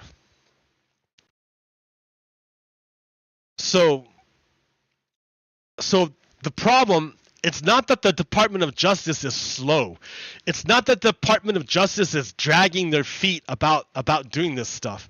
It's that they have to crack phones. They have to break into phones that that government officials don't want them to break into. It's not that it's that they're slow. It's that the people who did the crimes with the help of lawyers, and lawyers have attorney-client privileges. So before you can even get to the crime, you have to pierce through that attorney-client privilege. That's the benefit of doing crimes with lawyers. It's not that they're slow, it's that it's really, really hard.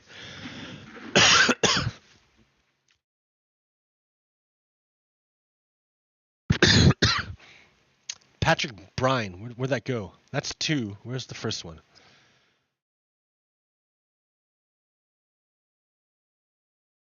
Oh, I didn't save it.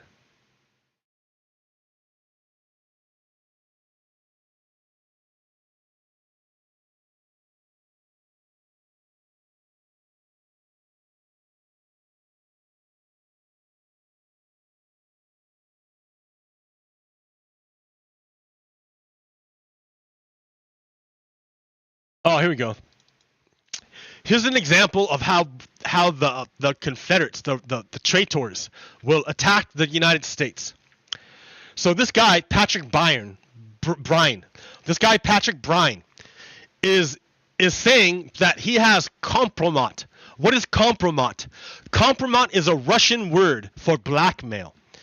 You use it to control the people underneath you. So that's how the Russians control Donald Trump, is that they have compromat, blackmail on Donald Trump, so that Donald Trump will have to do anything that the Russians want him to do. Otherwise, the Russians will release their blackmail and destroy Donald Trump. Remember that meeting that Donald Trump had with Vladimir Putin in Helsinki in 2018? He went in a room by himself with Vladimir Putin for like 2 hours. What do you think Vladimir? And when he came out, he was shook. You can tell Donald Trump was destroyed. You can tell. What do you think Vladimir Putin did to Donald Trump when he was back there for 2 hours? He showed Donald Trump all the blackmail he had on Donald Trump to ensure that Donald Trump would comply with whatever Vladimir Putin wanted him to do. And he did so exactly, because he came out of that meeting and Donald Trump praised Russia, praised Vladimir Putin, and he shat all over the United States. Donald Trump shat all over the United States on the world stage while standing next to Vladimir Putin. So you know that Vladimir Putin has compromat on Donald Trump. Well, this guy here, Patrick Bryan, is saying the same thing. He says he has blackmail on Jack Smith, because Jack Smith is investigating Donald Trump, and Patrick Bryan doesn't want Donald Trump to be investigated. So he's trying to use his blackmail against Jack Smith to get Jack Smith to stop investigating Donald Trump. Look what he says. Interesting. It might also come down to what I have on Jack Smith. On a previous stop on his journey, Jack was a very naughty boy and was videotaped in his naughtiness. He doesn't know that yet, but I suppose he does now. So what he's trying to do is threaten Jack Smith. He's trying to say, hey, Jack Smith, you should stop investigating Donald Trump, or I'm going to release the blackmail information I have on you. Wow, dude. Wow. Who is this Patrick Bryan guy? This is like pretty fucking serious, dude. He's threatening the special investigator. Who is Patrick Bryan? Who is this guy that would do such a thing? Who is he?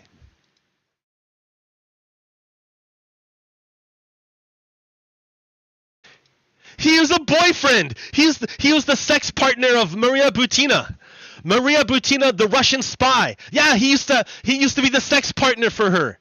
They used to have sex. Maria Butina and Patrick Bryan, they used to have sex, dude. They were boyfriend girlfriend.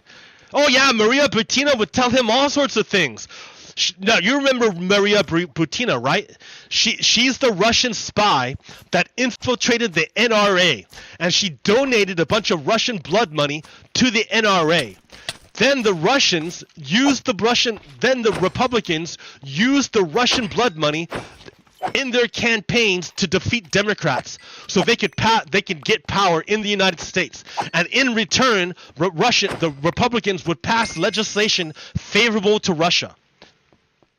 That was the deal. That was the deal. So the guy threatening the special counsel was the boyfriend of a Russian spy.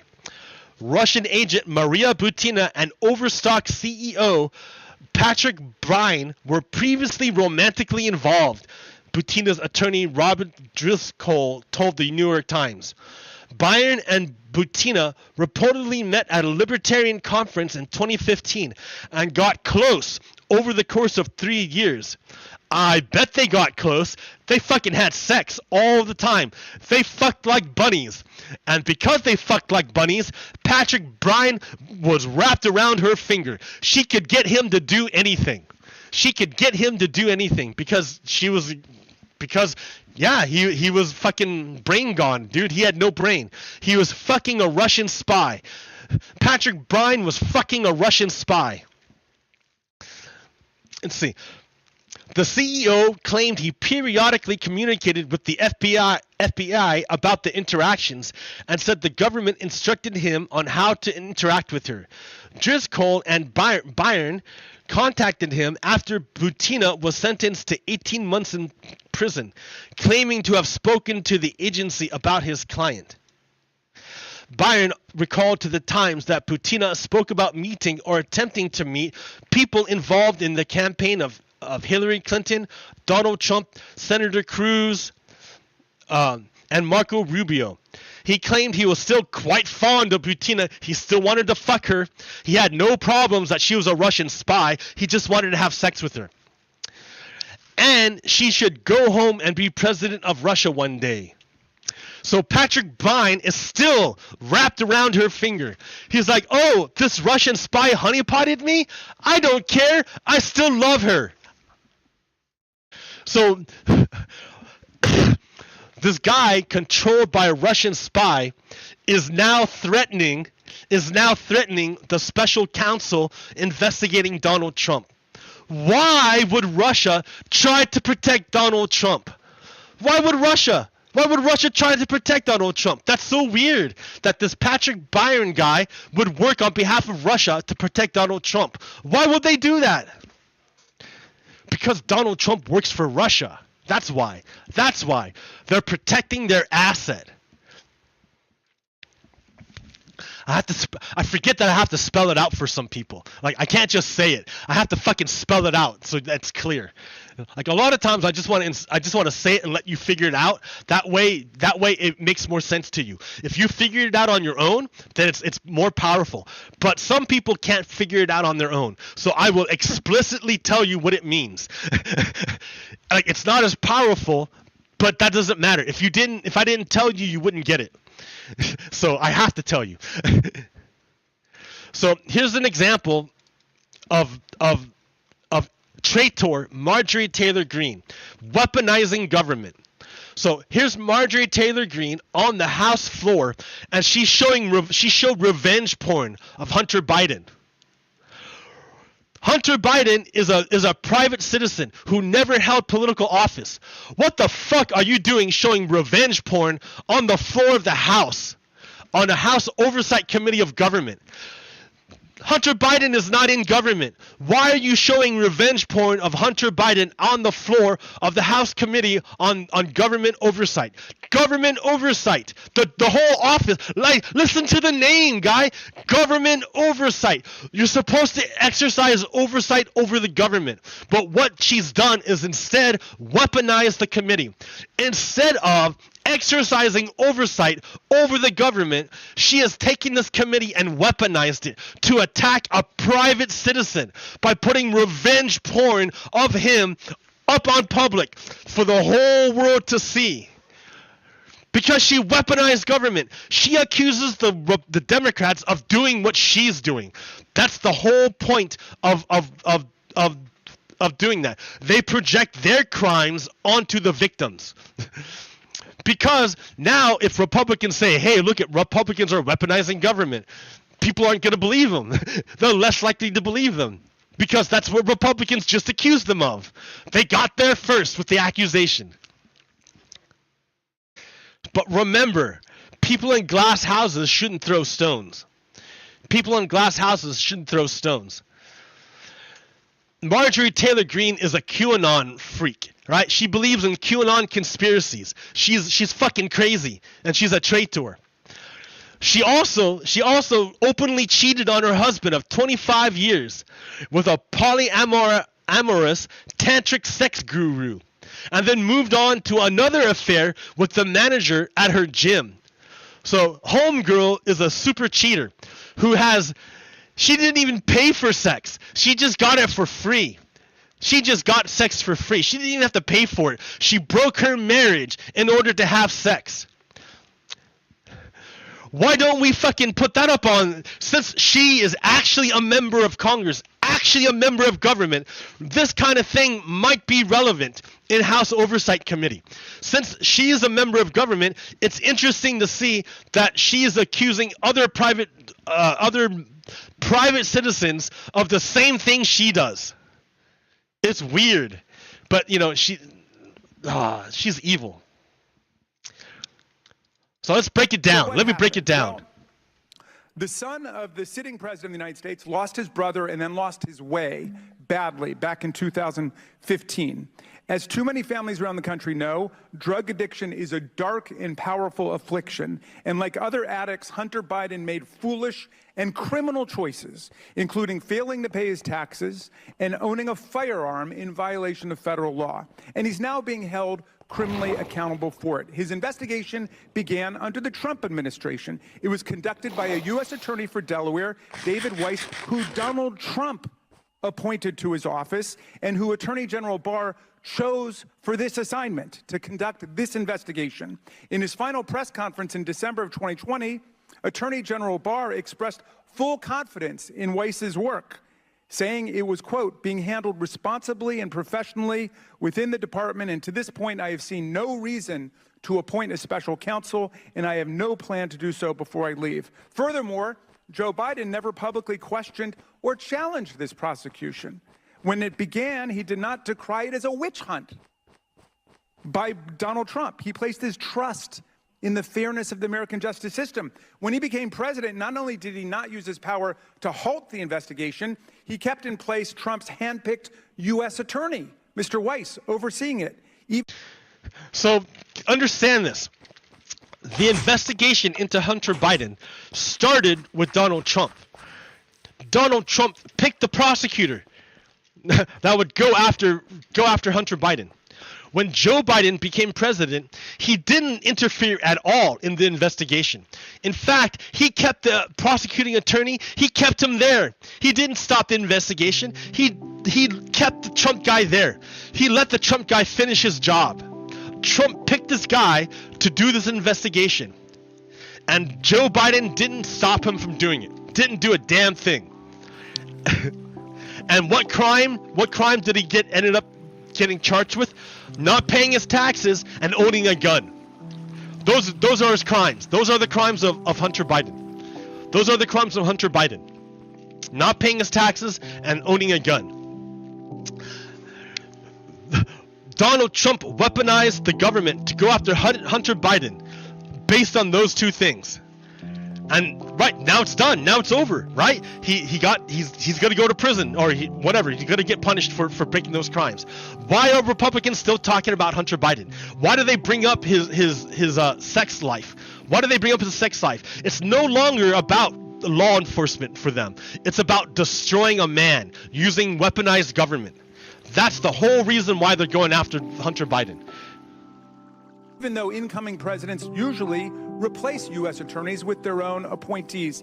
And his attorney general, Merrick Garland, made sure that Mr. Weiss, appointed by Donald Trump, had full authority and resources to pursue this probe and charge it however and whenever he saw fit in any district in the country. So not only did Joe Biden not interfere, not only did Joe Biden not take away the prosecutor, but Merrick Garland, his attorney general, made sure that the guy had everything he needed, anything he wanted to do, anything at all you could do. Spend any amount of money, charge this case in any court you want, do anything you want. You have absolutely total freedom. Then the prosecutor himself went under oath and testified that he was not constrained in any way by anybody. at the Justice Department. He had total freedom to pursue whatever criminal charges he wanted against Hunter Biden. So at the end of it, the only thing that came out of it was a tax charge and a gun charge, and that's it. None of the other insinuations put forth by the Republicans panned out. There was no way that Hunter Biden influenced the American government. No way whatsoever. None whatsoever. Unlike the Trump kids who were in office when they accepted bribes and they stole information and sold it to our enemies, unlike the Trump kids with Hunter Biden, none of that happened. Nothing like that happened with Hunter Biden. And in the past few weeks, as Hunter Biden accepted a guilty plea, the president and his attorney general have done nothing to interfere with the case, which is overseen by a federal judge appointed by, yes, Donald Trump.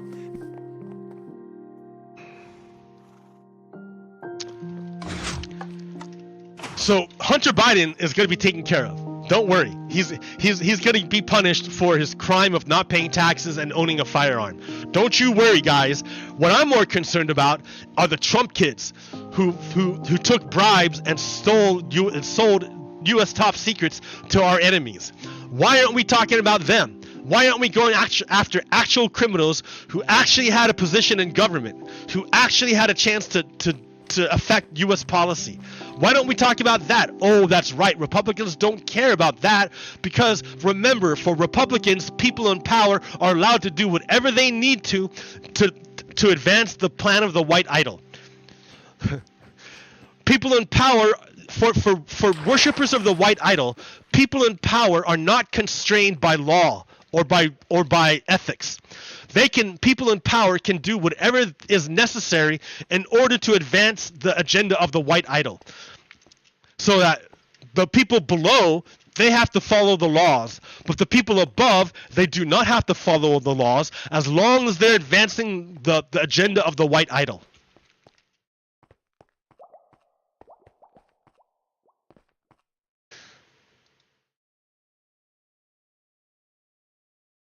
I mean, it's obvious. It's obvious. It's obvious.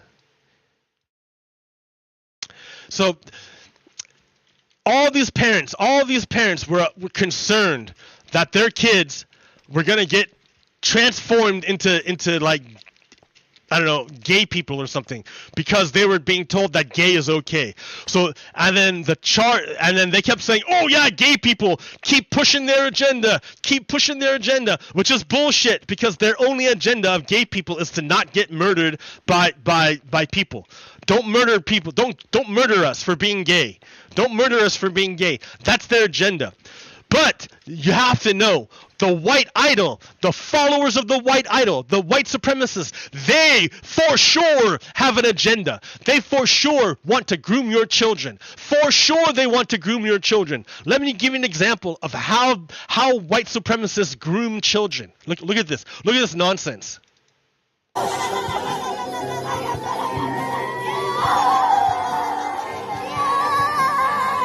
What those kids are doing is called talking in tongues. They're speaking in tongues. They are so filled with the spirit of the white idol. They have so much white idol inside of them that they speak gibberish. And that's a sign of their faith of the white idol, that kids are speaking gibberish. Right? It's not real, but they're pretending because it makes all the other people around them like them more. Right? They get rewarded for speaking gibberish. If you do the right performance, people around you and your status in the group will rise. That's how they get kids indoctrinated into white supremacy from a young age. They teach them to speak gibberish. And they get rewarded for it. They get more love from their group if they speak gibberish. That's brainwashing, guys. That's brainwashing. They're brainwashing these kids into speaking gibberish in support of the white idol. That's indoctrination. It's not gay people saying that gay is okay. This bullshit is indoctrination. I mean, look at it. look at. That's like Jonestown shit, dude. All these kids. They're speaking in tongues. They're crying because they're so overwhelmed with feelings. But really, you know what that looks like? That looks like when women meet Kim Jong-un. North Korean woman swoon.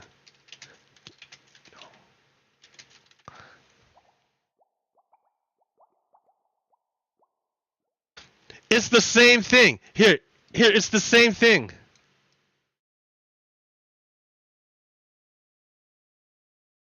Oh, it's not working anymore. I used to be able to drag it. Save as. Oh, it's slower now. I wonder why.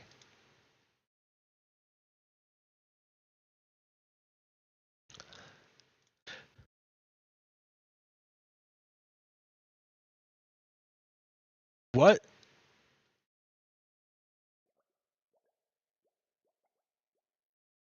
Open with.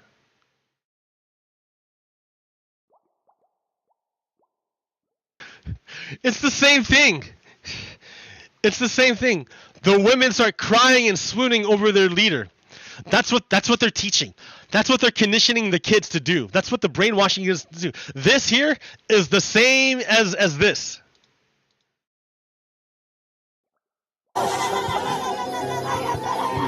It's the same thing.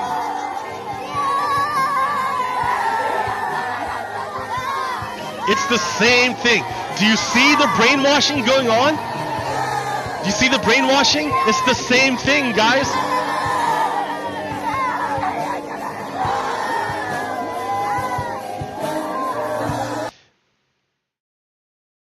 It's the same thing.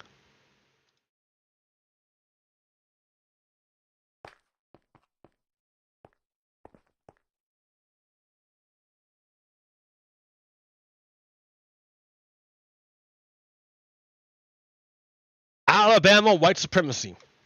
State Senator Chris Elliott has said he'll bring a bill taking back... Oh, yeah, I already did this one.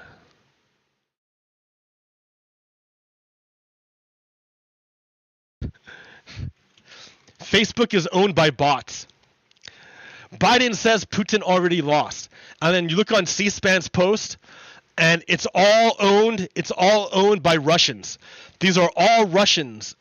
These are all Russians replying, saying, how? How did Putin already lose? How?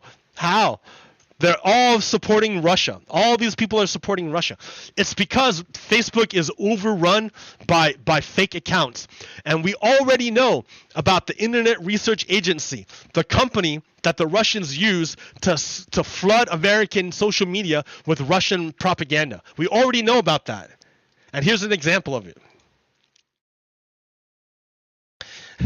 Highest paid Hollywood executives in the last 5 years. So David Zaslav made almost $500 million last year. $500 million. Ari Emanuel made $346 million. Bob Iger made $192 million. And they don't want to give a raise to the actors who are actually on screen, who you actually see, who actually have to show up and do the thing. They don't want to they don't want to give them a raise. That's bullshit. That's bullshit. Look at I mean, like, you could take this dynamic and apply it to the entire United States.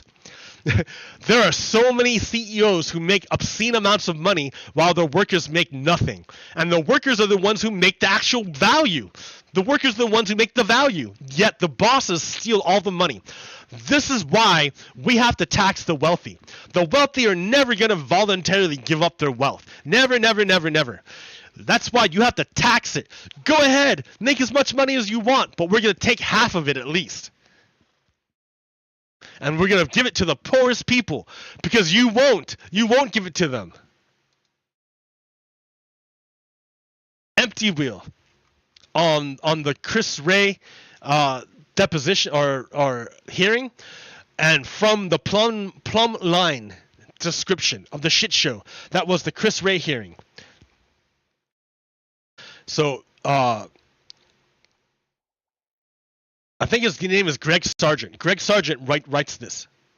At last week's hearing, Republicans alleged that the FBI investigated conservative parents at school board meetings, but that's entirely baseless. They insisted FBI Director Chris Wray, a registered Republican, personally sicked the FBI on conservatives, but Wray called this insane. They claimed the FBI has eagerly prosecuted Donald Trump, but the FBI has actually been rule-bound and cautious. They railed that the FBI plans incited January 6, 2021 attack, but the central evidence of this has collapsed. So, Republicans even insisted that the FBI is riddled with anti-Catholic bias based on a field-level memo about radical right-wing Catholics that is indeed problematic. But Wray admitted to a serious error, declaring it subject to internal review. Presenting one example of abuse at a huge agency as proof of another vast conspiracy is silly. The barrage of these allegations and others, the FBI is covering up President Biden's bribery. It's investigating would-be GOP informants. It's colluding with social media giants to censor conservatives. All of this is dizzying. Storylines eclipse each other before anything can gel into something coherent. In other words, what Republicans are doing is creating a big cloud of fear, uncertainty, and doubt. All these allegations are not proven. But remember, they don't need any of it to be proven. All they need is the insinuation. The insinuation. If they can insinuate it, people will believe them. I mean, look what happened with my neighbors, right? All this dude had to do was come out and insinuate gay people were trying to groom children. He just had to insinuate it. And that was enough for everyone in the circle to turn on gay people. Just based on an insinuation. So Republicans know what they're doing when they do all these basic accusations. They know that Americans aren't going to be able to keep up with all of them, and some of them are going to stick in people's minds. And what does that do? That destroys faith in the institutions of the United States, and it helps Republicans get away with crimes. They know this. They do it on purpose.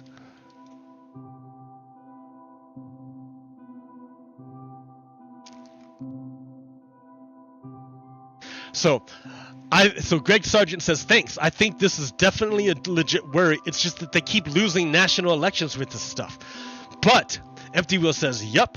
But the intent this time around isn't just stealing an election. It's fascism, which requires the collapse of rationality. People have to give up their rational mind in order for fascism to take hold. You have to give up reason for fascism to take hold. So they are attacking the very concept of reason by throwing up all these fake allegations. They want to destroy your ability to reason so they can implement fascism. They're fucking Nazis, dude. Republicans are Nazis. I will tell you again and again and again. Republicans are Nazis.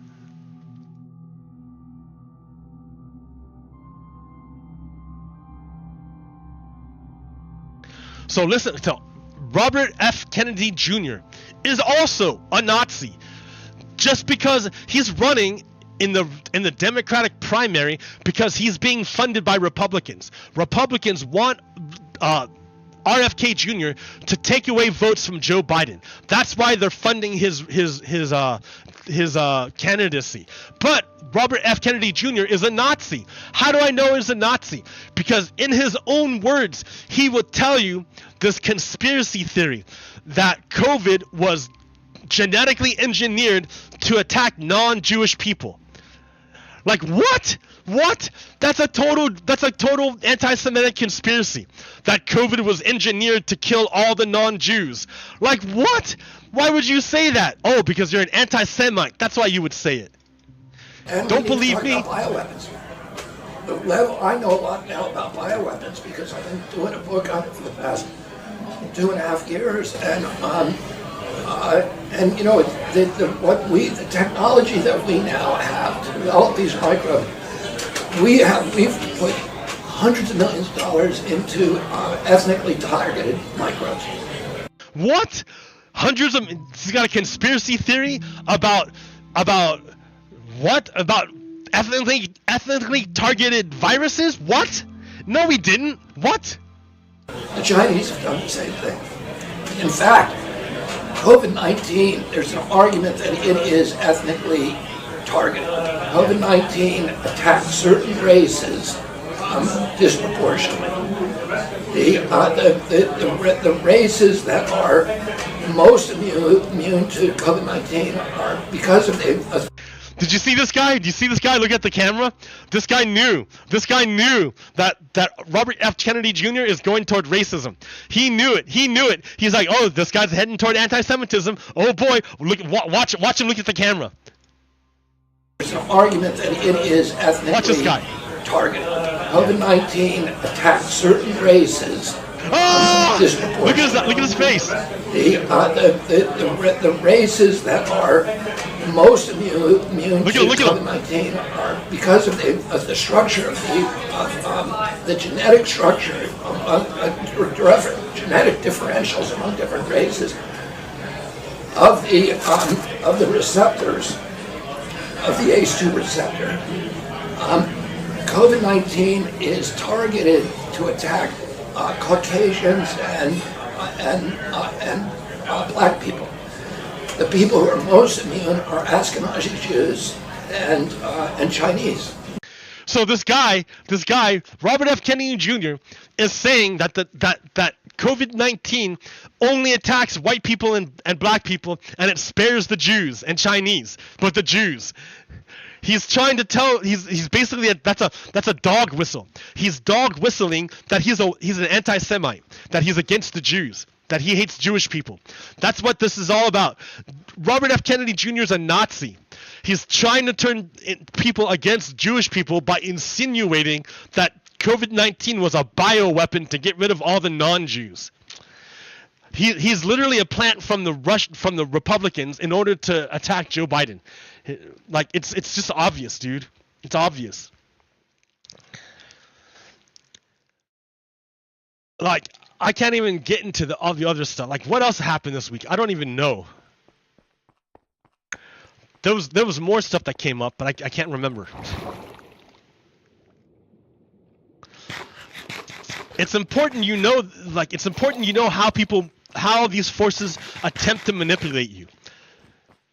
Because that's what they're trying to do. They're trying to manipulate you. Remember, the ultimate goal of the United States is to achieve multiracial democracy. And there's a committed group of slavers who do not want the United States to become a multiracial democracy. They will do whatever they need to stop the United States from becoming a multiracial democracy. And they're slavers, they are criminals, they are sexual assaulters, they're anti-Semites, they're haters, they're the KKK. All the bad people are trying to stop the United States from achieving the goal of multiracial democracy. So it's really good to be able to identify which side people are on. Are they on the side of multiracial democracy, or are they on the side of fascism, of white supremacy? You have to be able to see the distinction. I mean, I could tell you, but it's better if you figure it out for yourself. Because I'm not always going to be around to help you figure it out.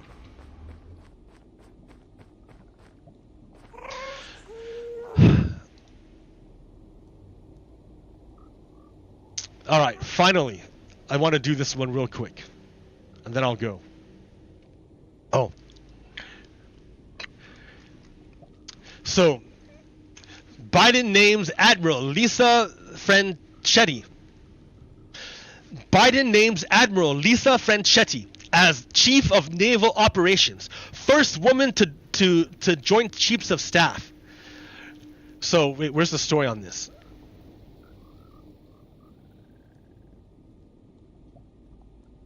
Yep. Biden picks a female admiral to lead the Navy, officials tell AP. She'd be the first woman on the Joint Joint Chiefs of Staff. How fucking cool is that? How cool is that? Biden is breaking the glass ceiling and allowing and bringing women into the Pentagon, the highest levels of the Pentagon. Isn't that fucking fantastic? That's great.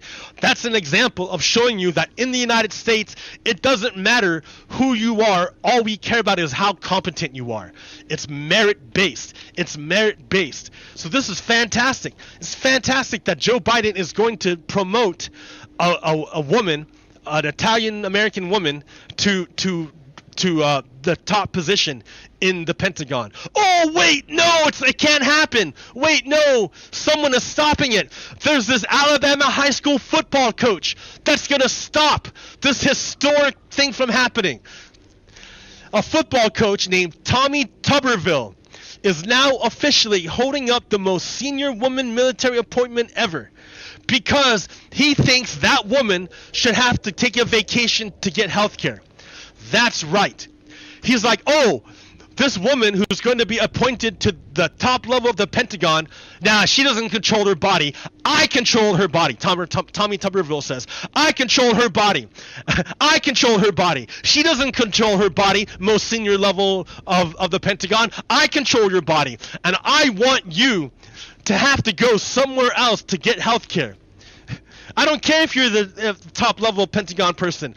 I'm a high school senior football coach, and I demand that you go on vacation to get health care. Men don't have to go on a vacation to get health care. Only you, women. Only you. Because that's Tommy Tuberville. Tommy Tuberville, high school football coach, has decapitated the U.S. military by preventing any promotion from going through. He does this because he wants to tell the Pentagon how they can do their health care. And the other side of it is that no Republican will put any pressure on Tommy Tuberville to change his position. So that effectively means Republicans are blocking military promotions for the Pentagon, for our military, for political reasons. They're affecting our military readiness for their own politics. Why don't they just pass a law instead of forcing the Pentagon to do that? Oh, because they can't pass a law because the people of the United States didn't give them that power.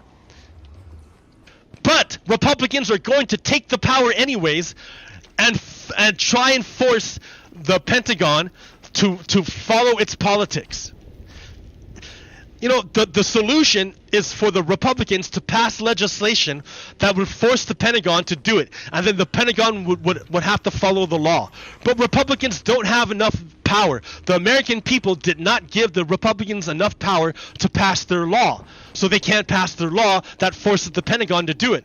So instead, rather than, because the people didn't give the Republicans the power they need to pass that legislation, Republicans would steal the power from the people, take illegitimate power, and just block the promotions in hopes that they can cause enough pain at the Pentagon that the Pentagon will give in. Now, they don't have the votes for this. They don't have the legitimate power. No, instead, they're using blackmail. They're degrading the military readiness of the Pentagon. And they want to degrade it to the point that the Pentagon gives in and says, oh, Republicans have degraded our hierarchy so much that we have no choice but to give in to their demands. But that's not how you're supposed to do it in a democracy. You're supposed to gather enough votes to have the power to pass legislation. You don't force agencies into doing it. You get the laws to do it for you. But Republicans are inherently anti-democratic. They don't believe in democracy. They don't care that the people don't want this done. They don't care that the people never gave them power. They're going to take the power anyways because they're fucking fascists. They're Nazis. Understand what Republicans are. They're fucking Nazis.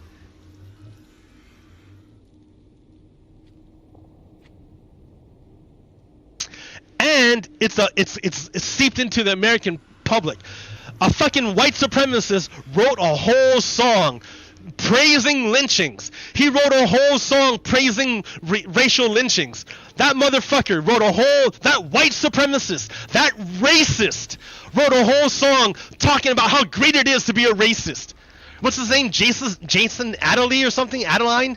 What a motherfucker. Dude, what a piece of shit.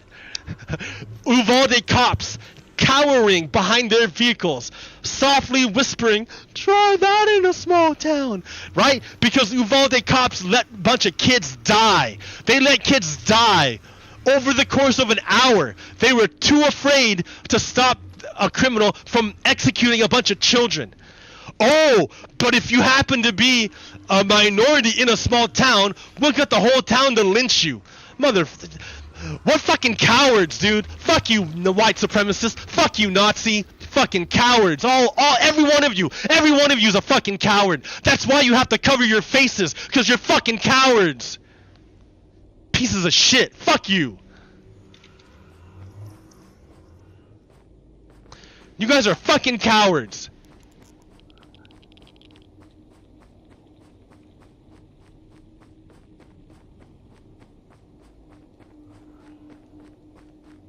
So, Republicans, follow the white idol. The white idol demands blood sacrifice. Republicans satisfy this demand by sacrificing children. Guns are the #1 killer of children in the United States. They do this so that Republicans can touch guns. They sacrifice kids so they can continue to touch guns. They will not pass any legislation restricting the availability of guns. No, they have to be able to touch guns. And the price for touching guns is dead kids. And they are okay with that because it's what the white idol demands. The cost of white supremacy is dead children.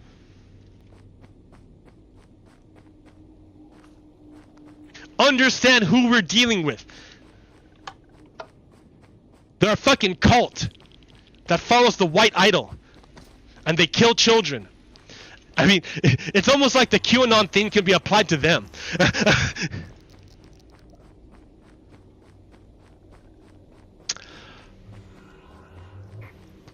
All right. Yeah, the closer we get to Donald Trump being indicted again, the better it is.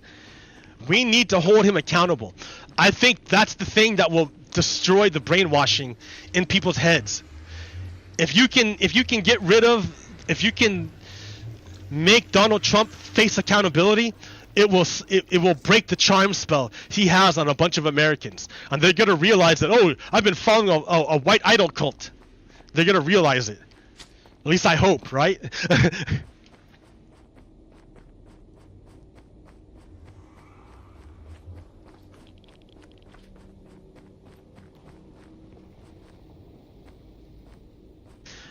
Yeah, be careful. Don't let yourself get manipulated by false information, because it's all out there, and they do it all the time, trying to manipulate people with false information.